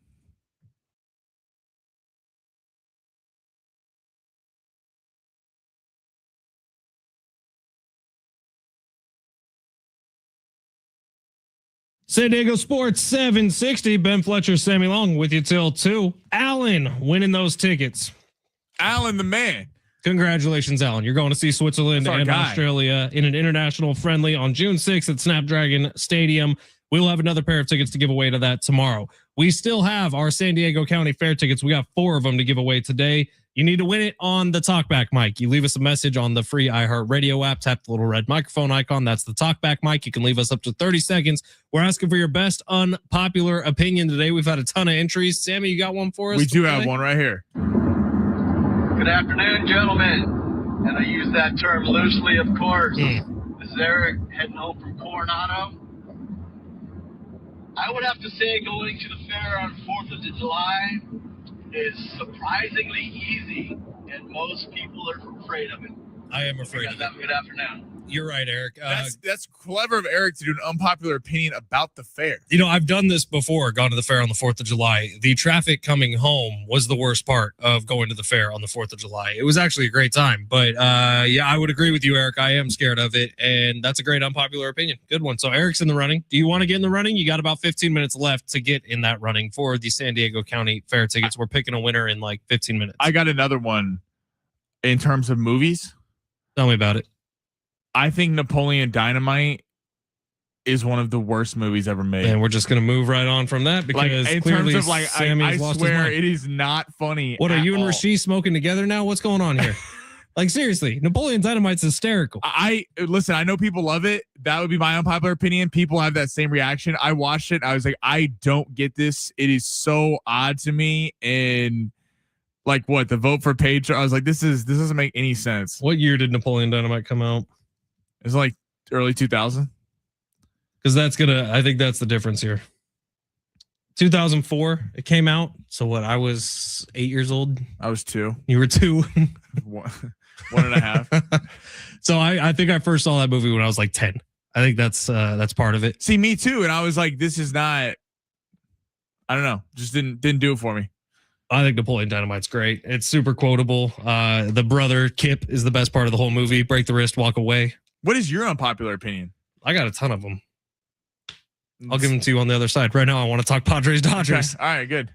So tonight is a big one, man. Shohei Ohtani on the mound. If the Padres want to make a little bit of a statement, now would be the time for the offense to come alive, right? It's been all year long. Padres have not hit good pitching all year long, and they've really struggled against starting pitching, especially. Well, you have one of the best starters in all of baseball on the mound tonight for the Dodgers. Are they still doing that thing where when he's pitching, he's not hitting? Is that happening with the Dodgers? Not tonight. He's going to hit tonight? Yeah. Of course he is. It shows you the impact of the rivalry. They really does, man. And they've tweaked things around. They've moved Shohei back in the starting rotation so he could be the one facing off against Vassegh. They're obviously adjusting the game plan that they've had for him all year so far, which is on days that he pitches, he doesn't hit. But it sounds like tonight he will. And Shohei Ohtani's bat's been on fire. He had another, he was on base 4 out of the 5 attempts in the series so far. Shohei Ohtani's been terrific at the plate. We'll see how he is on the mound tonight. But if the Padres would like to make a statement, and Manny Machado hit a home run last night, maybe that's the start of things to come. Tonight would be the night, especially for the Stars to step up and be stars against the star, right? For Manny Machado, Jackson Merrill, Fernando Tatis Jr., can you be great against the one who's great? And that's Shohei Ohtani. And I think you also look at it as when the Padres have faced elite level starting pitching, they haven't been good. Tariq Skubal got him. Framber Valdez got him. The Miz, they ended up winning the game because Gavin Sheets in the 9th off Uribe, but Mizorowski destroyed him. Paul Skeens destroyed him. I will give him credit. They've got after Logan Webb a couple times this year. And to be fair, over the weekend against the Mariners, Kirby, I give him a lot of credit for it. He's a very solid starting pitcher, but they haven't hit the elite level starting pitcher. This qualifies as an elite level starting pitcher. Now, it's a lot easier said than done. There's a reason why they're an elite level starting pitcher, and a lot of teams get mowed down by these guys. I mean, Mizorowski was unbelievable last night after his first start after facing the Padres.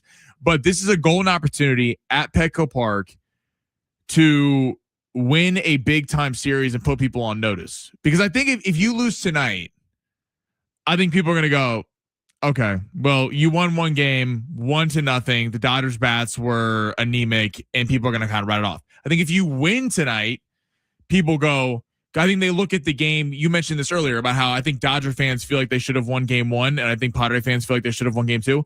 I think if you win this game tonight, all of a sudden there's kind of a notice like, no. Padres are here to stay. They found gritty performances, and they were able to beat Shohei Ohtani, either knock him out of the game or whatever happens. Because we know Mason Miller, the best part of this team, is not going to be a factor in this game tonight. He will not be pitching for a third straight game. So I do feel like in a microcosm, like this one game does mean a lot for how we view the Padres going forward.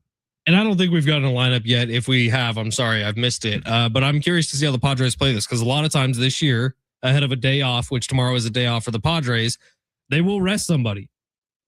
Is tonight a night where you rest somebody against the Dodgers? No. I don't see it happening either, but they have used these opportunities to give guys 2 days off in a row, and we expect that is going to be the case with Mason I would do Miller. that on Friday. It is going to be the case with Mason Miller. He's not pitching tonight no matter what, but that's kind of the thing where the fans are going to be taking this one super, super seriously, but is this just another game for the Padres and the Dodgers? I'm curious to see. And it's not, because they... Can I throw this out there too, real quick? Yeah.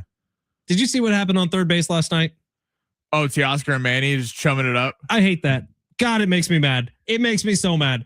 I promise you there was not a Dodger fan and Padre fan mingling in the crowd, being all happy and chummy together last night. I promise you they were throwing F-bombs back and forth at each other. The fact that that's happening on third base last night in a key moment too. This was late in the game. And Teoscar Hernandez is hugging Manny Machado, and Manny's hugging him back. Oh, I really hate it. I save it for your off days. Go play golf together. Do something else. It's not on the field. It's funny because I go back and forth because part of me is like, you know what? They know each other super well. I don't. And that's all fine and dandy. It's all fine and dandy. And I would, you know, if you were playing for the other team and you were on third base, I'd be like, "What's up, dude?" Like we'd be talking. It would be, "Hey." I would expect a little bit more. Let's have a beer after the game. That's what it would be. But to your point about that, it is a problem with baseball during the regular season and the NBA in the regular season. We've seen so much of this where like the NBA guys in the 90s hated each other. I mean, you talk about those Pistons and Bulls teams, it's still, Isaiah Thomas and Jordan hate each other to this day. Like there was no jersey swapping. There was no, hey, we're boys after the game. It was like, F you, we're playing this game and I'm going to win. And I think you've seen that in the NBA playoffs. It changes why people like the NBA playoffs. But maybe it's because of the length of the seasons of the NBA and Major League Baseball that you get this to where it does feel a little monotonous night in, night out. But the whole broing out in like a quote big time rivalry game is kind of funny. I hate it so much, man. And last night was a prime example. I saw it. I was like, oh, do we even want to win this game? Both sides, by the way, the Teoscar and Manny. I would expect more. What was it? Cal Raleigh in the World Baseball Classic this year, who just shunned all his teammates. Oh, yeah, Rosarena hated him. I was kind of okay with that. I was actually really okay with that. Do we remember Team USA in the Olympics against Spain when Kobe ran over Powell? Ran through his chest, and he said he was going to do it before the game. He was like, that's not my teammate right now. Yeah, LeBron Wade were like, no, you're not gonna. That's your teammate. Pau Gasol and Kobe are like best friends off the court. Pau Gasol still hangs out with Kobe's family all the time. He said, I'm running through that mother effer's chest, and he did it. Where is that mentality in sports today? It's gone. It is. And I think it's there in the NFL and college football because it's a physical sport. Like naturally, like I'm not a psychologist, but I'm assuming it just breeds aggression. If someone, hits you, if you're a quarterback or shoves his hand up your face mask, like you're going to get kind of pissed. Look, I'm not going to sit here and be like, oh, these guys should hate each other, but it is funny when Padres and Dodgers fans like despise each other, and then the players are just like boys during the game is kind of funny. It's like when the game's on, it should probably not be like that, but especially late in the game when literally the go-ahead run is sitting on third base, you're chumming it up with him. Oh, I hated it. Casey on YouTube saying, Sammy, don't you ever slander Napoleon Dynamite like that ever again. Get cultured, brother. They're not making any t-shirts saying vote for Sammy's long shots. Good stuff, That's Casey. foul, Casey. Casey also left a talkback of an unpopular opinion that we cannot play, but thank you, Casey, for sending that one in. Casey, some vile words for those. Yeah, just don't even acknowledge. It's all good. We'll move on. We are crowning our winner coming up next, which means you have about 5 minutes left to get a talk back in. So if you have an unpopular opinion that you think is great, doesn't have to be sports related, anything. I'm going to go out on a limb here and say we don't have our winner yet. We've had a lot of talkbacks. We've had a lot of ones related to French fries from different people. For some reason. So if you have one that you think is greatness and that will knock me and Sammy on our ass, send it in right now. Open up the free iHeartRadio app, tap that little red microphone button, send us a talkback while you're listening to San Diego Sports 760, and you could win a 4-pack of tickets to the San Diego County Fair at San Diego Sports 760 live on the iHeartRadio app.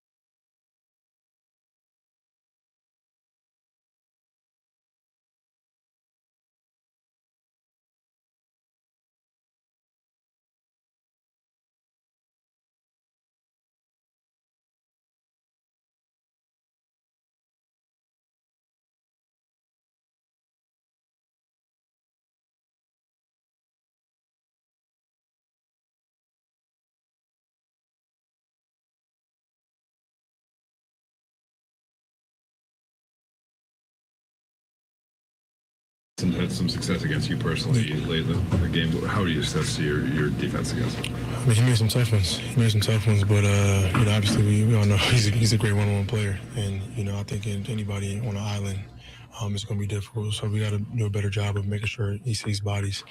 On the other end, they do a good job of supporting him and helping him when he's on the island. So he made some tough ones, but we got to do a better job as a team, just because it's not a one-man job. So.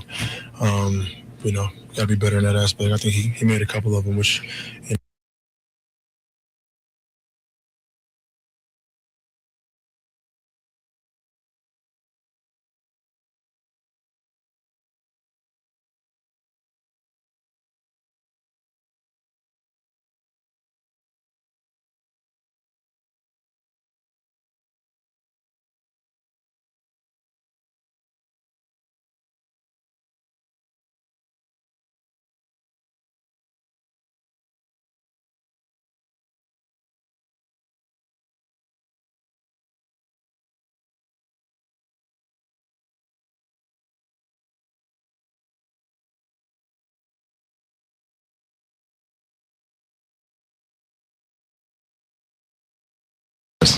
What do you have to say, your analysis of your own offensive struggles so far? Of my offensive struggles? Struggles, yeah. My struggles? Yeah. Yeah, struggles, man. It's been tough. Yeah. Do you have any, I'm sure you're working through it. What, do you have any, have any theory? Absolutely. What's going on? I mean, usually I'm a baseball player. I'm not a theorist. So can you got something for me? I mean, your coaches have something for you? We've been working. Yeah. We've been working. We've been working on some stuff. So that's what I'm asking. What are you specifically working on? I'm not going to tell you that. That's for me to work on and for me to continue to work on. What do you have to say, your analysis of your own offensive struggles so far?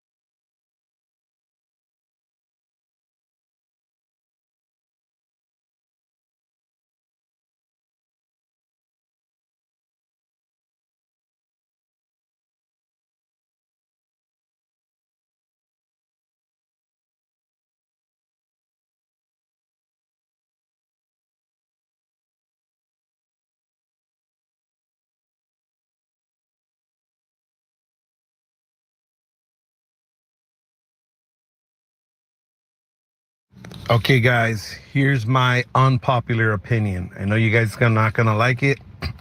Most likely you won't even put it on the air. But one of the reasons Tatis hasn't hit a home run, do you guys think is because he hasn't been juicing? What are his stats before he got caught? And what are his stats after he got caught? Well, I'll tell you this. Just think it's not a coincidence. I think he hit 40 home runs in a season where he hadn't gotten caught yet. I don't know how many home runs he has this year so far. Do you, Sammy? You know, Robert bringing some heat, man. How many home runs spicy. does Fernando Tatis Jr. have this year? 0. Oh, 0. Goose egg. Yeah, you can't say it's a coincidence. It's simply not. I will say it's not just that. Like the shoulder surgery he had, I do think changed who he is as a person. I think it changed who he is as an athlete, and it changed his swing forever.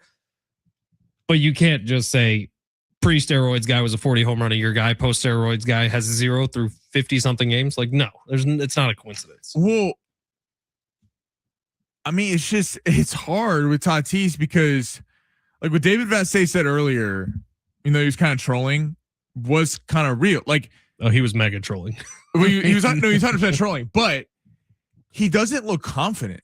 And like even last night, like on the broadcast, they're like, "Oh, this would be a hell of a time for him to hit his first home run, right? Tie the game against Dodgers." Yeah, Don had to throw that curse out there right before he grounded into the final out of the game. By the way, they screwed Mason Miller when they put up that stat of 162-0. What was the stat? I forgot what it was. He hasn't allowed a runner and score, something like that. I don't know. It was his first loss in over a year. Right. So when that happened, I was like, "Oh, okay, this game's over." And then with Tatis, it's like he didn't even like walk up to the plate last night. He didn't look confident. Like the at bats are not even confident. So I know people tell me about the hard hit balls. They tell me about, oh, well, his metrics are great. Yeah, but he hasn't produced, and we're over 2 months into the season. Like metrics are great, last for a week. And look, he had 2 hits yesterday. One of them was almost a ground out. They had a challenge that he was safe at first, and he was safe at first. So you give him credit for that. The other one was a bloop into right field. Not all 2 hits are created equal, and neither of them yesterday were hit very hard. So obviously something's going on with Fernando Tatis Jr. I could look on the San Diego Union Tribune right now and see the piece that was written, I believe, by Tom Krasovic that talked about his extended batting practice before games and how he's seeing the ball going over the fence at Petco Park. Let's see it against Shohei Ohtani. Let's see it tonight, man. Get back to being that guy who wasn't scared of anybody in Major League Baseball. Back to being that guy who people were scared to pitch to. Can't wait to see it. By the way, the Padres lineup is out. Sammy, you were right. No one's taking an off day today. Tatis Jr. is leading off. Andujar, who's been on fire this series, 2 home runs in 2 games, is DHing, batting second. Gavin Sheets playing first, batting third. Manny Machado is playing third base. Bogarts short. Merrill center. Castellanos right. Laureano getting the start today after the bench yesterday. Laureano's playing left. Fermin is catching again, and Vasquez is the starter. So Padres have their A team out there against Shohei Ohtani. We'll see how it goes. In this game tonight, what I don't want to hear tomorrow with whatever happens, so the Padres lose like 4-2, and Vasquez gets kind of roughed up in an inning. Like Randy Vasquez, like let's just be blunt, is not the problem. Is not the problem. And against Shohei Ohtani, whatever he can get, Shohei Ohtani is a much better pitcher than Randy Vasquez. That's not a shot to Randy Vasquez. Randy Vasquez is a very solid pitcher. A win tonight will be because the offense showed up. The offense made tough at-bats, worked Ohtani out of the game, and the Dodgers are very careful with his pitch count and got him out of the game to a bullpen that's been shaky for the Dodgers. This game is not on Randy Vasquez or the bullpen with no Mason Miller tonight. This is 100% on the Stars to show up and try to win this game in a big time matchup to win a series at Petco Park. You know what, Sammy? You might have to scroll back a little bit, but at 12:15 we got a talk back today, and I did a little random number generator because I think all the talkbacks were pretty even. So 12:15 is going to be our winner. It's the one about shoes on airplanes. Do you have that one for us? I think it was Gilbert who dropped it. My unpopular opinion is when people take their shoes off on an airplane. It's disgusting. Don't do it. And if they're going to go so far as to take their socks off too, kick them off that plane. Kick them off that plane, baby. 100% agree. I'll just leave my unpopular opinion for the very end of the show. And congratulations, Gilbert. You're going to the San Diego County Fair. That's a great unpopular opinion. Some of your info to our promotions team. They will be in touch with you very, very soon. My final one goes hand in hand with Gilbert's. Punishments should fit the crime. And if you are going to be the guy to not have shoes on the airplane, stinking up the cabin for everybody, you're getting your ass kicked off. Parachute or not, I don't really care. My thing is this: just because you buy a ticket on an airplane does not, just like you buy a ticket to a ballpark, does not give you the right to act however you want to act. I tend to agree. This is not your personal living room. Put some damn socks on and take a shower. And drugs for kids on planes, I think, are okay. Knock them out. I think you also real quick should have to dress up to be to go to the airport. I don't think these people that wear pajamas and have blankets and teddy bears, it's like, what are we doing here? I'll be honest, I am going on a plane on Friday night. I'm flying up to Seattle. I will be wearing very comfortable clothing. A nice sweatpants? Just probably sweatpants and a t-shirt. That's fine. Is it at least presentable?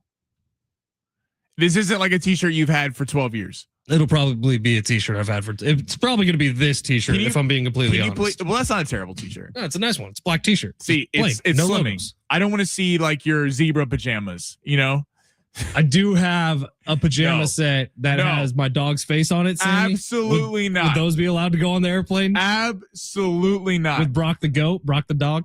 All right, we're done for today. Sammy's got another hour coming up next. Sammy, you got some fun stuff lined up for us? Yeah, we got Matt Devine Sports Gospel, join us at 2:30. Dude, DSG has been in a bit of a spiral about this Padres team. Yeah. He keeps talking about, like, he feels so conflicted these days because they're winning ball games, but he's hating what he's seeing. So that is, the poor guy's just been word vomiting about these Padres and the lack of offense over the last couple of weeks. I'm excited to hear what Matty D has to say. All right, well, we're done for today. Sammy, good luck. We'll see you tomorrow. San Diego Sports 760 live on the iHeartRadio app.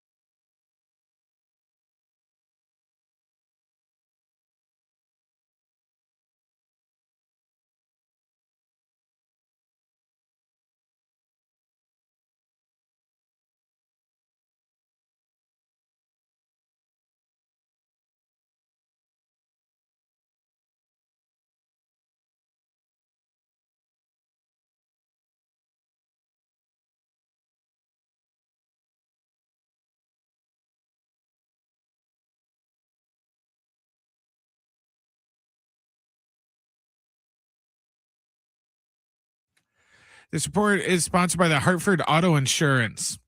Padres and Dodgers are getting set for their rubber match tonight down at Petco Park. It's going to be this Ohtani guy going against Randy Vassegh. First pitch is set for 5:40. In NFL news, Aaron Rodgers has finally gave us an answer and says he plans to retire after this season. And we got game 2 of the Western Conference Finals in the NBA tonight between OKC and the Spurs. That's going to tip a little bit after 5:30. Wait until you hear this. You could save hundreds by switching to AARP Auto Insurance from the Hartford. Visit Trust Hartford. Action is their passion. The Hartford Insurance Group Incorporated pays royalty fees to AARP for the use of its intellectual property. AARP and its affiliates are non-insurers. Savings vary. Going long with Sammy. That's going to be hot. In depth on the story of the day. Plus, it's warm in the hot seat. Now, it's Sammy Long. Brent, how are you feeling about your favorite player? Your favorite player, Aaron Rodgers, about to retire. He stopped being my problem like 5 years ago. It's very true. When he decided to take his talents to the AFC and things have not worked out the way he planned. But yes, Aaron Rodgers will be retiring after this season. Curious, like, just kind of odd. If you're going to play your final season, I don't think he had a lot of options. The Pittsburgh Steelers, it's not like the Steelers aren't a god awful team. They're like a middle of the pack, but they're not even the first or second best team in their division. You got Baltimore, and then you got the Bengals.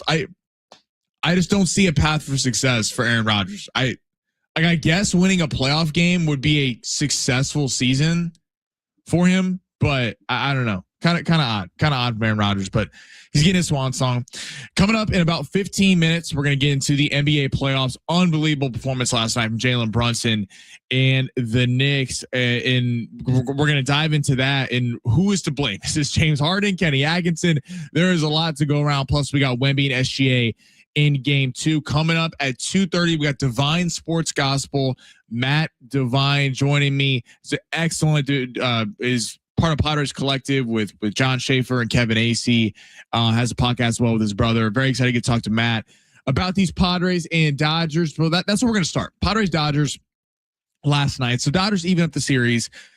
Sets up a really fun game 3. I mean, this is what all you could ask for from Padres Dodgers. Both of these games have been decided by 1 run. It tells you a lot. I mean, anytime these two teams get together, it's fun how in May 18th, 19th, and 20th, we're getting playoff type feeling games. And that's what it's felt like. Shohei Ohtani this year has been, when he's pitching, he hasn't been hitting. It goes to show you what the Dodgers think of the Padres in terms of a rivalry. He's hitting tonight. Trust me, if this was the A's, if this was the Angels, Shohei Ohtani is not hitting tonight. Maybe the Angels because of he used to play for him. But the Padres, it goes to show the Padres have been getting off days, kind of piggybacked with the off day naturally in the week, which will be tomorrow, and everyone's going tonight. So you get a fun playoff type atmosphere in the series. Last night was a game you feel like could have gone either way.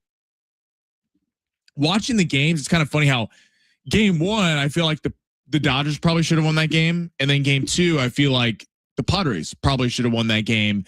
Considering it, Ramon Laureano hit that one to the track, Nick Castellanos hit that one to the track, and just for the Pods, unfortunately, didn't amount to a win. But we get the rubber match today.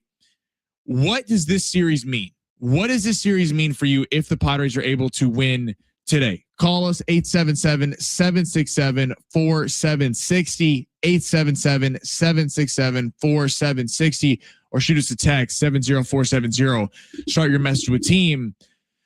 It does feel like a big game for the Padres, and where if they win it, are they winning the division? No. If they lose it, is the sky falling? No.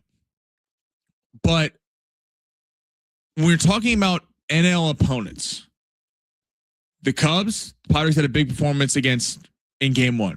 Cubs won the next 2 games. The Brewers, a team that you're probably going to have to go through in the NL, was in the NLCS last year. Outside of really 1 inning from Gavin Sheets in the 9th inning, they played terrible that series. Monday, Tuesday, Wednesday, they got destroyed by Mizorowski on that Tuesday game. They just were able to get to a Uribe, which I give them credit for. And then I give them credit for how they performed over the weekend. That was a very solid series win against the Mariners, taking on Kirby. And I know Cal Raleigh wasn't there, but that was impressive to get a sweep on the road. Now you got the Dodgers. This is a opportunity for the Padres to show who they are. Because I think if they lose tonight, at least nationally, and I think locally as well, we're going to sit here and go, okay, well, you won one game at home. The game was 1-0. The Dodgers had countless opportunities with runners on. Mookie Betts had first and third 2 different times. Didn't come through there. Ohtani hit one of the track. Max Muncy hit one of the track. And I don't think anyone thinks that you can sustainably win 1-0 throughout the rest of the year. I think if you win this game tonight, then all of a sudden, you put teams on notice like, no, the Padres are here to stay. And if they're winning this game tonight, you got to think it's because they somehow get to Ohtani. And when the Padres have faced elite level starting pitching, I give them credit for that kind of B tier pitchers. They got after Ranger Suarez in Boston. They got after Kirby over the weekend against the Mariners. Bubba Chandler with the Pirates, very solid pitcher. Mitch Keller, like there was some good pitchers that they've roughed up a little bit. But when they face the elite, and there's a reason why these are all elite level pitchers. Jacob Mizorowski ran through them last week, despite them getting the win at the end with Gavin Sheets. Scooble got after him on opening day. Framber Valdez got after him. Paul Skeens got after him. They got after Logan Webb a couple times, but Shohei Ohtani is in that mold where they could have a chance to get to him. Hell, Yoshinobu Yamamoto is in that mold. They didn't get to Yoshinobu Yamamoto. They just had an excellent pitching performance from Michael King, and the bullpen took over and really shut things down for the Padres. But this is a prime opportunity in front of everyone nationally watching. I mean, the Brewers playing the Cubs, big time series in the NL. Now you got the Padres and the Dodgers. You kind of look at that a little bit, without the Phillies, it's kind of maybe a big four, certainly in the NL teams that you're going to have to deal with. I think you throw the Phillies in there as well, the way they've been playing under Don Mattingly.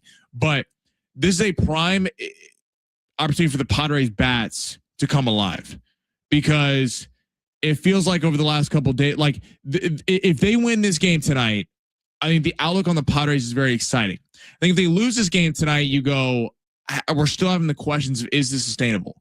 Is it okay? Because we've seen the Padres win like on Monday a lot this year. And it's great. I want to reiterate. It's great that the Padres can do that. They can win 1-0. It's amazing that their pitching staff is good enough to where they can shut teams down. And we know what Mason Miller can do. Last night was, it's a testament to how great Mason Miller is, that the only time he has a loss with the Padres so far this year is off a throwing error to first base. How many times is that going to happen? Again, you got to tip your cap to Eddie Pajes. That was a great at-bat from him. And ball got away from him. They had Alex Call. They would have had him. It didn't come through. You got to flush it. But with no Mason Miller tonight, the Dodgers' best pitcher going for them, this is a prime opportunity. The Padres should not win this game on paper. They should not win this game. But they certainly have the ability to. And in regards to like Randy Vassegh, what I don't want to hear tomorrow, if the Padres lose, I mentioned this a little bit earlier with Fletch, the Padres lose 4-3 or something like that. I don't want to hear about, Randy Vassegh got roughed up in an inning. Randy Vassegh has been tremendous so far for the Padres. Griffin Canning, I give a lot of credit to last night. After getting blasted by Freddie Freeman in the first inning, he battled in that game and really settled it down, because I was watching that game. I was like, oh no, the Padres are going to have to go to the bullpen in the second or third inning if they want to even stay in this thing. And Canning kind of settled everything down, took care of business, and at least got it to the pen where they had a chance. Randy Vassegh is not as good of a pitcher of Shohei Ohtani. It's breaking news, everybody. Shohei Ohtani is a better pitcher than Randy Vassegh. Where the Padres have the ability to show out is with the bats tonight. And they have to, the Dodgers are very careful. They're very careful with Shohei Ohtani's pitch count. So if you can run that thing up a little bit, they will likely pull him early. Very excited for this game tonight. We do have some Manny Machado post-game sound. He was asked post-game kind of about his struggles as a whole. Now, he came off a 2-run home run last night, so maybe not the best time to ask this question, but he was asked about his struggles at the plate so far this season. This is what Manny Machado had to say. What do you have to say, your analysis of your own offensive struggles so far? Of my offensive struggles? Struggles, yeah. My struggles? Yeah. Yeah, struggles, man. It's been tough. Yeah. Do you have any, I'm sure you're working through it, but do you have any, for sure. have any theory Absolutely. of what's going on? usually I'm a don't. baseball player. I'm not a theorist. So, can you got something for me? I mean, your coaches have something for you? We've been working. Yeah, we've been working. We've been working on some stuff. So that's what I'm asking. What are you specifically working on? I'm not going to tell you that. That's for me to work on and for me to continue to work on. So a lot's been made of that interview. I thought Manny was actually pretty tame, and I've been very critical of Manny Machado with the media not talking last year after they got swept by the Dodgers. I'm not killing Manny Machado for that today. It was kind of funny. It reminded me a lot of when I'm a massive boxing fan, UFC fan. So in the lead up to press conferences, they ask him what their game plan is going to be. And they're always like, I can't tell you. I'm not going to tell you what my game plan is through the first 6 rounds of the fight. I got my opposition sitting on the other side of this table right now. But yeah, Manny Machado, look, if the big 3, we've been hammering it. Tatis had 2 hits last night. I give him credit. One was a bloop hit. One, was a challenge. Was close to being out at first. Jackson Merrill looks lost at the plate right now. But if one of those guys can get it together, and Manny Machado last night with the 2-run blast certainly had a big moment in that game where it felt like immediately when the Dodgers hit that 2-run shot, it was like, oh, the Dodgers are going to run away with this game. They came out firing after the bats being anemic on Monday. I give Manny Machado a lot of credit. I mean, he killed that ball from Sheehan. And this is what's tricky because it feels like every guy has a different problem. Merrill just looks lost right now at the plate. Tatis is getting hits, his average, but his power is not there. And the exact opposite is for Manny Machado. Manny Machado's average is horrendous, but the power is still there. I mean, at least he's hitting some home runs. We've talked ad nauseum about the fact that Fernando Tatis has not hit a home run up to this point in the season. So, but along with everyone else, I mean, Miguel Andujar and Gavin Sheets look like the 2 signings of a decade. I mean, what AJ Preller has been able to do, ideally you wouldn't be relying on Miguel Andujar and Gavin Sheets to carry your offense, but it's good that the Padres have the ability so that when these 3 guys are slumping, the Padres have the ability to carry the offense with the supporting cast. But what you really need is at least one of the 3 of these guys to get it together. Because that's been the problem with the Padres recently, despite their record being good, is it feels like all 3 have been frankly atrocious at the plate. And it's you're asking the rest of the pitching staff and the supporting cast to be so good that it just puts a lot of strain. You don't feel like it's the most sustainable way for the Padres to play baseball. I think 2 things can be true. I think we can celebrate the Padres record and like give them flowers for what they've been able to do up to this point, while also being concerned about the fact that the big time bats haven't been there. Because I think 2 things can be true. The Padres are not winning a World Series if Fernando Tatis and Manny Machado and Jackson Merrill continue at this rate. It's not happening. The chances of Gavin Sheets and Miguel Andujar being the MVPs, no shots to them, are very low. But we can also celebrate the fact that AJ Preller has put together a very good roster and a very good supporting cast to be able to weather the storm when these big time players are not playing up to snuff. So this is what leads me back to tonight. This would be the prime opportunity. We heard Don Arcillo on the broadcast say it last night. If Fernando Tatis was ever going to hit a home run, it would have been last night in the 9th inning. It didn't happen, but against Shohei Ohtani with a shot to win a series, go up 2-1 on the Dodgers, it's a more important game tonight. There's a lot of unimportant games in a 162 game season. Tonight feels important. Tonight feels a little bit like playoff baseball this early in the year, in the middle of May. Hopefully the bats come through. Very excited to get to watch the game tonight. Matt Devine coming up about 15 minutes from Divine Sports Gospel. We'll get back to the Padres and Dodgers, but coming up next, let's talk about these NBA playoffs. Unbelievable performance by Jalen Brunson and the Knicks coming back down 22. Are we headed for a Spurs-Knicks final, or is it not so fast, as the legend Lee Corso liked to say? Coming up next on Going Long, San Diego Sports 760, live on the iHeartRadio app.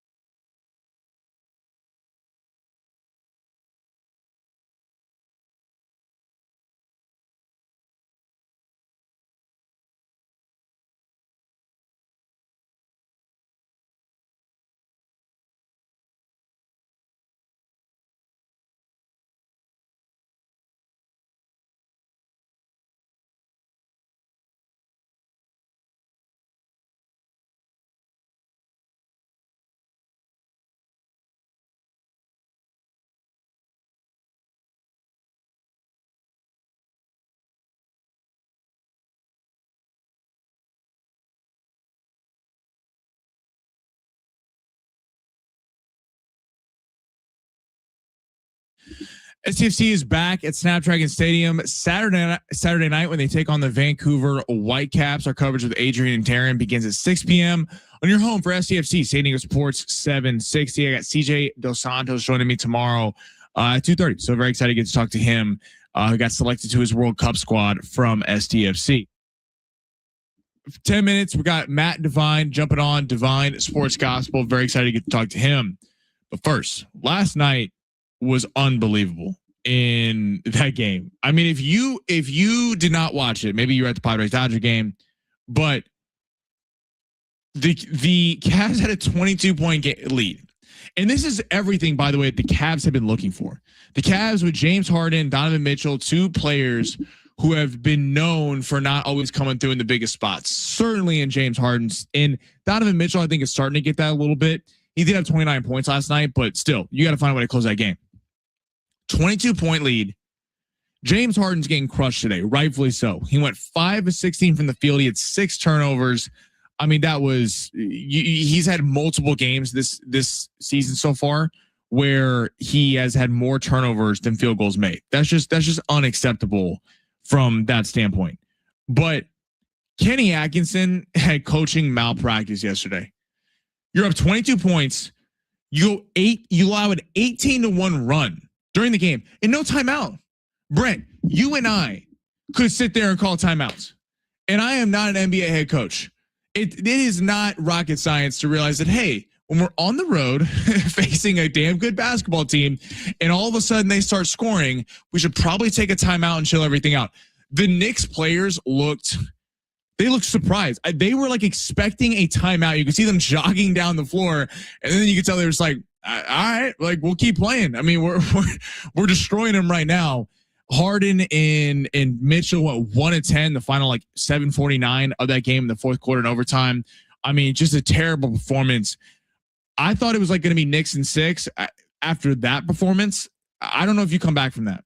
That felt to me a lot like the Cavs when J.R. Smith missed the layup against the Warriors, where you're sitting there going, like, how did that happen? You're already going up against an overmatched team, not quite as much of a talent disparity between these two teams, but you have that, and J.R. Smith had the ability to go up 1-0, and you missed that, and it just felt like you weren't coming back from that, and then they ended up getting swept, I believe. So brutal performance from the Cavs, and right now, Knicks Spurs. I do think this Thunder series, we're getting game 2 tonight, is going to be excellent. I wonder what the adjustments are. I mean, the Thunder were 2 of 10 from the field when Wemby was the primary defender. I do think I would like to see the Knicks in the finals because A, it's cinema watching Knicks fans lose their mind. And number 2, I think the Knicks would be able to give something to the Thunder and Spurs. I'm not saying they win the series, but I was listening to Schaefer and Slee yesterday, and Brent, you guys were all talking about how the NBA Cup, I totally forgot about this. The NBA Cup was the Spurs and the Knicks, and the Knicks blew them out in that game. Wasn't even close. I do think the Knicks are actually an interesting matchup play for the Spurs because they have 3-point shooting. We're facing a guy like Wemby. You have to have 3-point shooters. I mean, like the chance of you dominating in the paint is little to none, but going to be fun. See tonight's game as well as that Knicks series, which could be over by this point. Honestly, I don't know how you come back from that, but something that kind of went under the radar yesterday. Jason Kidd fired. Masai Ujiri, former Raptors GM, now there with Dallas, and kind of shocking because I think when it first happened yesterday, the thought was they're trying to move on from this whole Luka situation. You want to move on from and not be dealing with because it was just a mess. And even though you got Cooper Flag, it still was a disaster. And that you traded Luka for Anthony Davis, who is now no longer with you. You didn't get a lot of draft picks, but it came out today, per Shams Charania, that he was actually with it. Jason Kidd was actually with them, kind of moving on from Luka.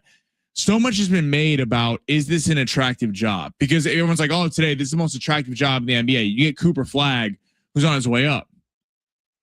I do think it's very attractive because they have bigs. They got Derek Lively. We'll see if they re-sign Daniel Gafford. You have wing players and PJ Washington, and you have Cooper Flag, who's an abject star. Max Christie was a nice pickup in that Laker trade, but is it that attractive of a job?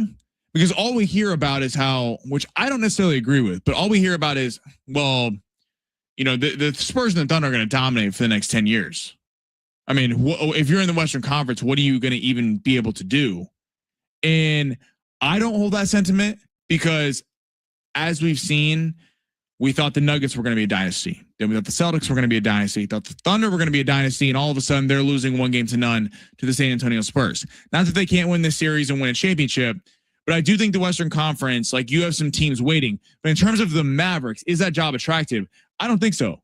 Because you have Cooper Flag, but so you're behind the Thunder and the Spurs. You're behind the Lakers, who have Luka and a bunch of cap space to be able to work.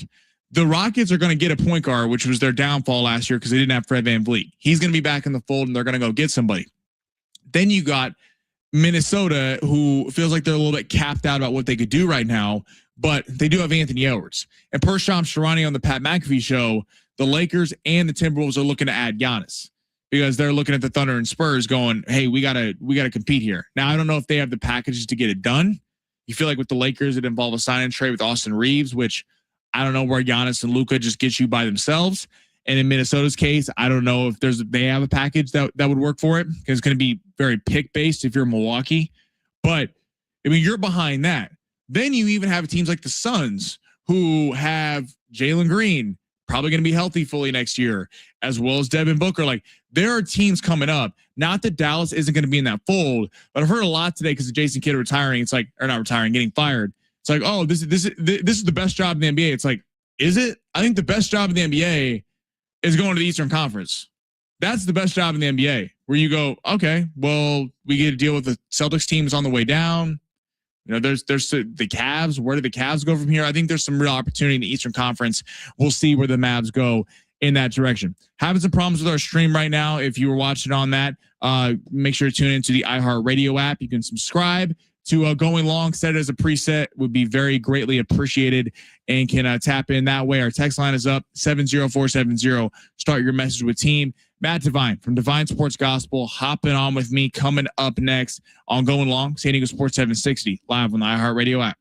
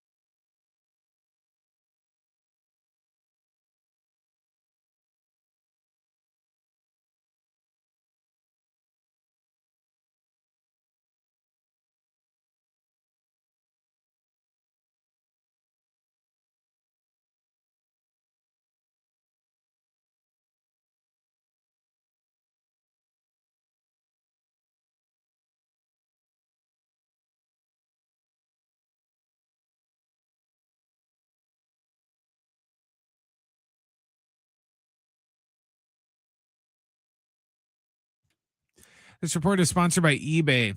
The Padres are getting set for Game 3 of their series with the Dodgers tonight down at Petco Park. It's going to be Shohei Ohtani going for the Dodgers and Randy Vasquez going for the Friars. First pitch is set for 5:40.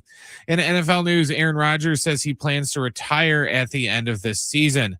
And we got Game 2 of the Western Conference Finals between the Spurs and OKC. They will tip off a little after 5:30. And as of right now, De'Aaron Fox is questionable for the Spurs. eBay is home to millions of finds, and each one becomes part of your story. From your favorite vintage band tee to your dream car you've been searching for, or the foul ball you heroically gave away, it's all there on eBay. eBay, things people love.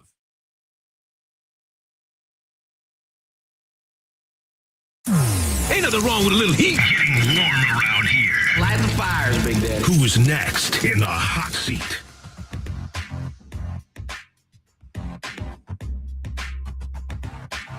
Welcome back. Going long. Matt Devine from Divine Sports Gospel going to hop on with me in a second. Having some technical difficulties on the stream. So, Matt, if you're listening, you want to just call in. We got the number 877-767-4760. We're going to get to Padres Dodgers in. It's a big.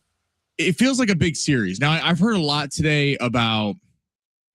Like, some people have the mindset that it's not. Like, it's not a big. It's just in May, and it's just a average old series. But part of me is like, no. Like, especially in a sport where there's 162 games, you see the importance of the Dodgers. How it means to the Dodgers. No matter what the Dodgers want to say about how it's just another series and the Padres see us as rivals, but we're not really there. Ohtani is hitting today. If this was just another game, Ohtani would not be hitting. He would just be pitching because that's been the Dodgers' plan all season. Joining me right now, got him on the line, Matt Devine, Divine Sports Gospel. Matt, what's up, dude? How you doing? What up, Sammy? Good to hear from you, man. I was, in the stream chat, and I heard you say call in, so I was like, say less, man. So excited to chat a little bit of Padres baseball with you. I hope you're having a great day. Yeah, you too, man. Yeah, sorry about that. Having some technical difficulties, but so when you look at this series, by the way, Matt's Divine Sports Gospel, you all follow it, but one of the great Twitter pages and Instagram pages of all time, like live tweeting a game. I appreciate you. I love watching what Matt's putting out there. So how do you assess this series? Like, we've talked so much about today and this week, the rivalry between these two series. And I kind of heard some people be along the lines of, well, it's in May and it's just another series. Do you feel added importance to this series because it's the Dodgers, or it's another series? Yeah, of course. Of course you feel added importance, man. They're back-to-back champs. They are kind of the big dog in baseball, and we've played them neck and neck back-to-back nights. Easily could have won last night. I think a couple things didn't go our way. Obviously, the error in the ninth innings, just sometimes that's baseball, but these are great games. If you've watched these last two games and you're a fan of either team and you don't believe these games have felt a little different than your average game of playing the Diamondbacks on a Wednesday, you're a liar. If you're a true fan, you know the importance. Does this game count the same as, a random game against the A's this weekend? Yeah. But there is a different level, man. These teams don't like each other. The fan bases don't like each other. There's added importance. There's a reason why it was the big story last night was Dodgers Padres. Probably going to be the same thing tonight. I'm totally with you. I do feel like it adds something to it, and it's fun when the fan bases don't like each other, like you said. So it's fun when you get that, especially in baseball, which can feel a little monotonous throughout the season. Where are you at with, like, I think the last two nights has been a real testament to me. We'll get to the hitting part in a second, but to the pitching staff. Like, it's pretty amazing to me, like Griffin Canning, who I know you're tight with, gave up the 2-run shot in the first inning, but really kind of settled down. It was able to get through it. Michael King was unbelievable the other night. Like, the pitching staff, what they've been able to do without Joe Musgrove, without Nick Pivetta, I think is pretty shocking. And I at least didn't think that was going to happen this far into the season. This is a good baseball team, man. Obviously the record speaks for itself, but I won't lie. Like, some of these games you watch, you're like, all right, going through the motion, whatever. This was the first real test for me where I'm like, okay, at home, you're a game and a half or a half game back against the Dodgers. I know it's May. I know it's extremely early. There's going to be a lot of ebbs and flows in this season, injuries, all this stuff. But if you really think about this, This team is going neck and neck with, in my opinion, the best team in baseball, the team with the best odds to win the World Series. These are real games. And it's a really, hey, it's not like they're pitching scrubs either. Like, these are real guys in their rotation that they're pitching. Obviously, we play Shohei tonight. Pitching staff-wise, our bullpen has been really, really good. I want to give a special shout-out to one guy who I honestly think there's an argument is going to end up by the end of the season being our second best reliever, and that's Bradley Rodriguez, man. Bradley Rodriguez is untouchable. If you're into the advanced stats, look at Bradley Rodriguez's, baseball savant page. I don't think he's given up a barrel all season. The dude's been absolutely electric. And if that's your fourth or fifth best quote-unquote reliever in your bullpen, your bullpen is awesome. Obviously, Mason last night, hey, newsflash, not everybody's a human being. That ball that he had that guy picked off, it happens, man. That's baseball. But, like, Mason Miller still didn't give up a hit that inning. It's like Morejón clutching up. I don't think people appreciate how crazy that was with Adrian Morejón. Runner on third, you face Freddie Freeman and Kyle Tucker, a combined almost $1 billion worth of money that both of those guys have made, and you strike them both out. That's our seventh inning guy. The team's cracked, and that's not even talking about the offense where we have some unsung heroes. I think this is a really good baseball team, and the last two nights are probably the most confident I've been about this team and what I think they're going to be for the entire season. Matt Devine from Divine Sports Gospel joining me right now on Instagram and on X, also with Potters Collective with John Schaefer and Kevin Acee. Lucas Giolito, kind of heading back to that Mariners series real quick. On Sunday, had a very good outing. There was some concern that his fastball was topping out about 91, 92. Where are you at with that? Are you concerned with the lack of velocity, or are you just kind of had a great start, excited for him going forward?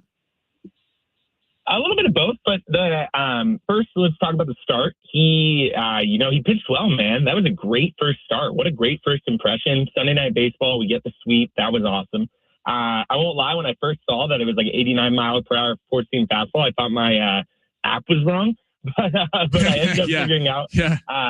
Hey, man, he didn't have a normal start to the season. Obviously, he got signed almost a month ago, even less than a month ago. A couple rehab starts. That's not normal. So it's going to take a little while to get that fastball velocity up. I think he had a couple interviews talking about it. I think this is going to be another great addition to the rotation. Do I think Lucas Giolito is going to be our game one starter in the playoffs? Probably not. Do I think Lucas Giolito can give us some big innings in a 162-game season where when he's pitching, I think we have a shot? That's all I care about, Sammy. That's the thing with Griffin, too.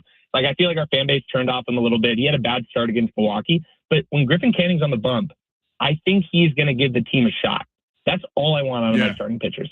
Not every time. You're not always going to get Michael King performances where they go, 7 innings with 11 Ks. Let's be real. That's not baseball. These other teams we're playing are good teams too. But if you have a pitcher that can give you a 3.8, 4.2 ERA, keep your team in the game, then it's the offense's job to get some runs on the board. I mean, last night's a perfect example. Griff gave up the 2-run home run to Freddie Freeman. It seemed like everyone was about to, jump off the Griffin Canning bandwagon and be like, oh, this guy's not good. Locked in, man. The run he gave up in the 5th or 6th inning was a Teoscar Hernandez. I think expected batting average was like less than 100. Ball hits off the base, goes over Manny's head. He gets a double, 2 sac flies. They score a run. Like, that's just unfortunate. But Griffin Canning pitched really well, in my opinion. I think Lucas has looked good. I'm excited to see him pitch against the A's. But I'm very, very confident in this team right now. Honestly, if you were to talk to me, even after the Mariners series to now, these past 2 games have really shown me a lot. Reminds me a lot of the 2024 season where I think we're neck and neck with really good teams. I'm with you, Matt. I do think the Padres pitching staff, I think sometimes because of the lack of production from at least the big three on offense, has put the pitching staff in. They've gotten some criticism when it's like they've been nails and they've been giving you chances to win games. And when the Padres haven't been playing the best baseball, it's because the offense hasn't really come through. I think it's unfair, some of the expectations that we heap on this rotation. What do you think? So the big three. So it was great seeing Manny get going last night, had the 2-run blast. The average is still down. Fernando gets 2 hits. The one the other night went off hurt. One was a bloop. So still not really having that power. Where are you at with those three? Like, are you? What is your concern level? Because we're seeing guys like Gavin Sheets and Andujar carry the team, which is great in one regard, but in the other regard, it's like you'd like to see the big three get going. Yeah. I mean, you're not going to win anything if those 3 don't hit. Right. Let's just be honest. You could probably win some games. You could have a good month or 2 with Gavin Sheets, who's been awesome, Andujar, Ty France, a lot of guys that have been stepping up and playing really well. That being said, that's probably not going to lead this team to a lot of success in October. The three guys that are getting paid a ton, other than Xander Bogaerts, who has actually been pretty consistent, right? 730 to 750 OPS guy, which is probably what he's going to be majority of his Padres career. The three guys we really need to get going are Manny Machado, who's batting like 185, Fernando Tatis Jr., who hasn't hit a home run, and Jackson Merrill, who honestly has probably benefited a little bit by the other two stinking because he hasn't really been that good. I am concerned a little bit, to be completely honest. Like, Tatis is my guy. I think he's playing really hard right now, which is great to see. But we don't pay him to be Sean Figgins. We pay him to be Fernando Tatis Jr., right? You don't get paid $25 million this year to hit no home runs. I don't care how good your defense is. I don't care how many bases you steal. You know, someone called him Fernando Azocar, right? Kind of as a joke to Jose Azocar. Yeah. He has been playing like Jose Azocar. Plays hard defense and running hard. That is great. And I love the hustle. But, brother, we need some extra base hits. You're in that lineup every single game. Obviously, last night, 2 singles. Great. Stole a bag. Awesome. But we need a little bit more out of him. Manny will get his numbers.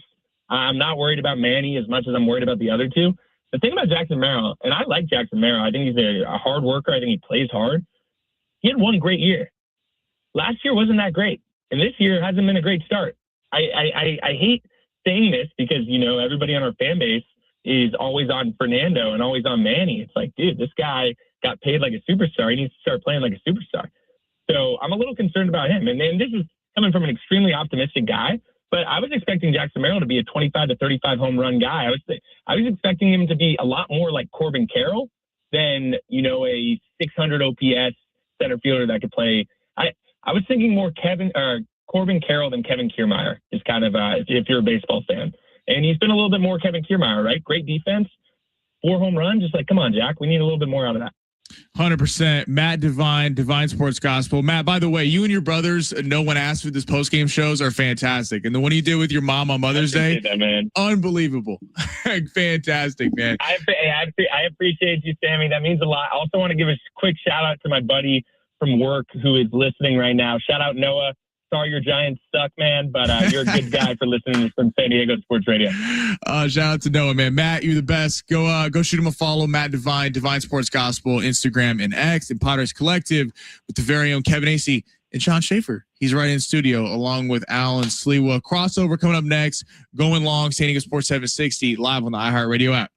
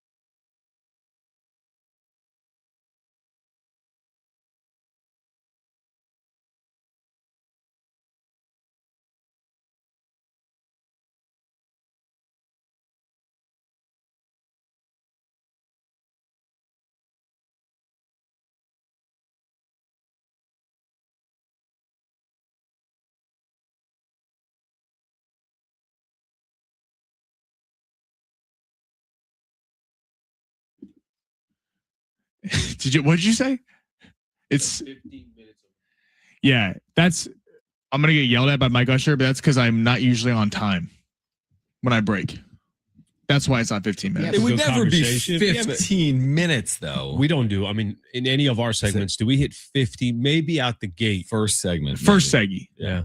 First segment. Back in the day, the way the breaks were, the first segment of every hour was like 20 something minutes. By back in the day, just like a year ago, you'd have, Brent, was it 24 minutes?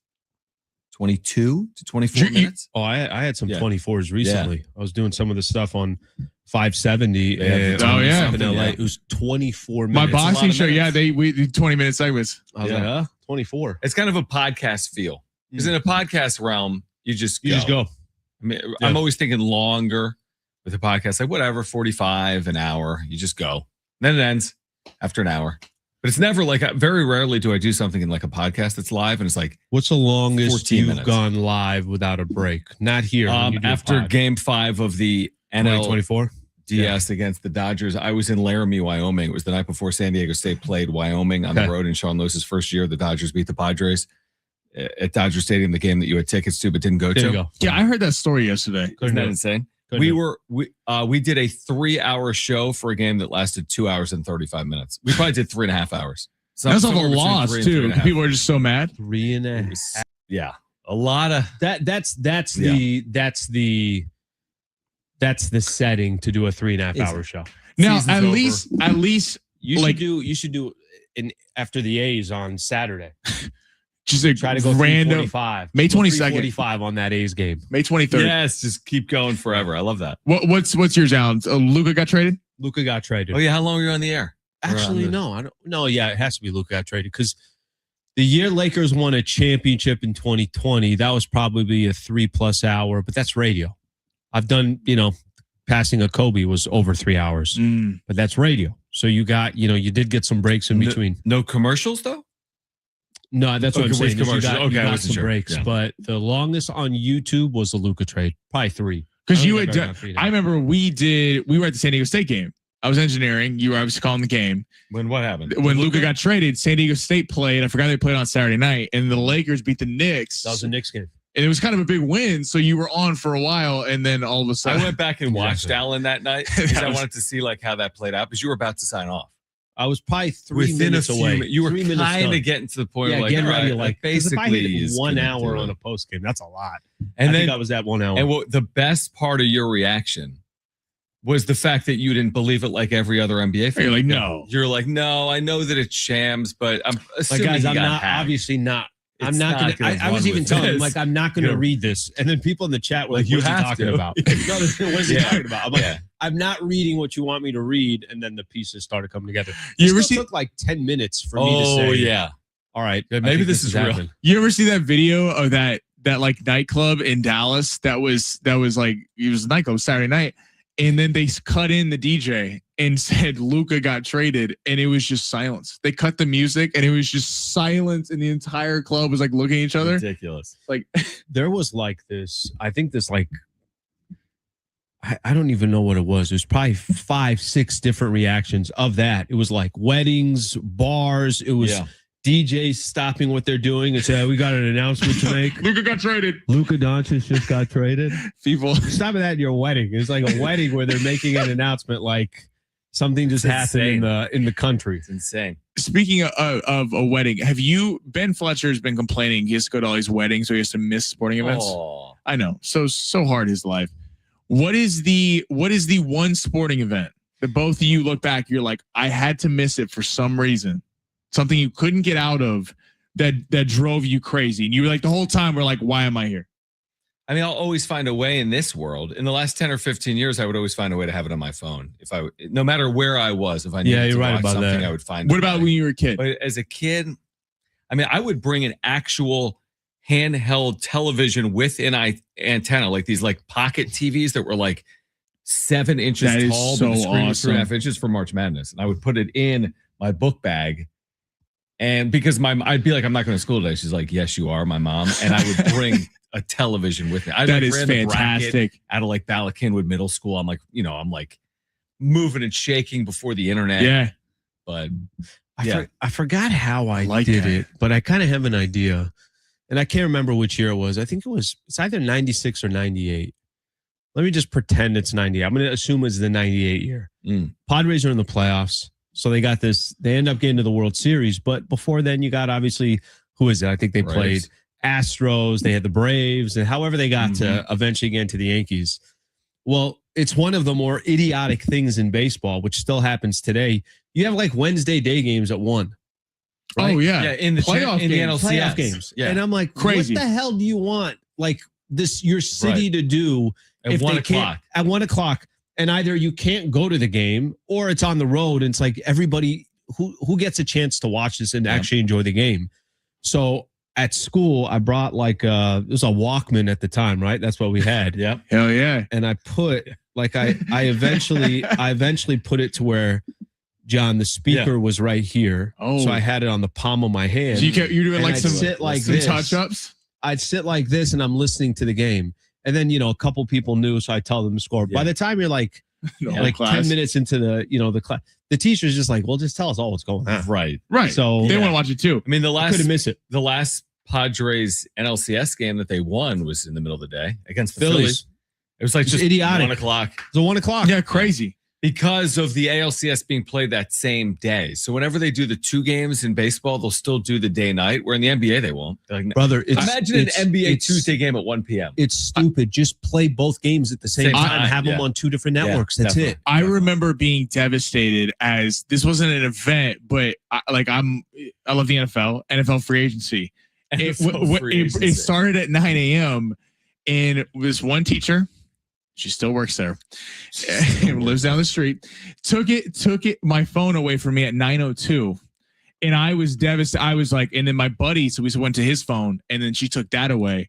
And then I went to her, I was like, hey, like I'm a big sports fan. Like, Here's this is a big deal. It's NFL free agency. That's what literally I said. She said, no one's got a phone back from me in 30 years. You think you're going to be the first? I was like, that says something people about were you. Bringing phones to her class in 19. That's what I said. 92. I was like, you're lying. I go, this is ridiculous. Right. I was That's pretty devastated. funny. Devastated. What you got come on the show today? Padres, Dodgers. Obviously. Kevin AC at 5. Yeah, reacting to yesterday. Looking ahead to Ohtani, Vassegh, Dan Zimborski from Fangraphs at 3:30. Do our talk back today. We got another chance for a lot of our listeners to get those San Diego. What's your guys' tickets. question? Ours was name your biggest unpopular opinion, and we've had some spicy ones come in today. Biggest unpopular opinion. That's Okay. interesting. Alan, what's our question today? Ours was thinking off the top of my head. Importance for the series, right? I heard this the other day. I think today is more. Are you more or less encouraged by what you've seen over these last couple of days? Yeah, I think based off of those first 2 games, more encouraged or less encouraged? Yep. Schaefer Sleewa coming up on the other side. Keep on listening. We'll be back tomorrow at 12. Keep listening.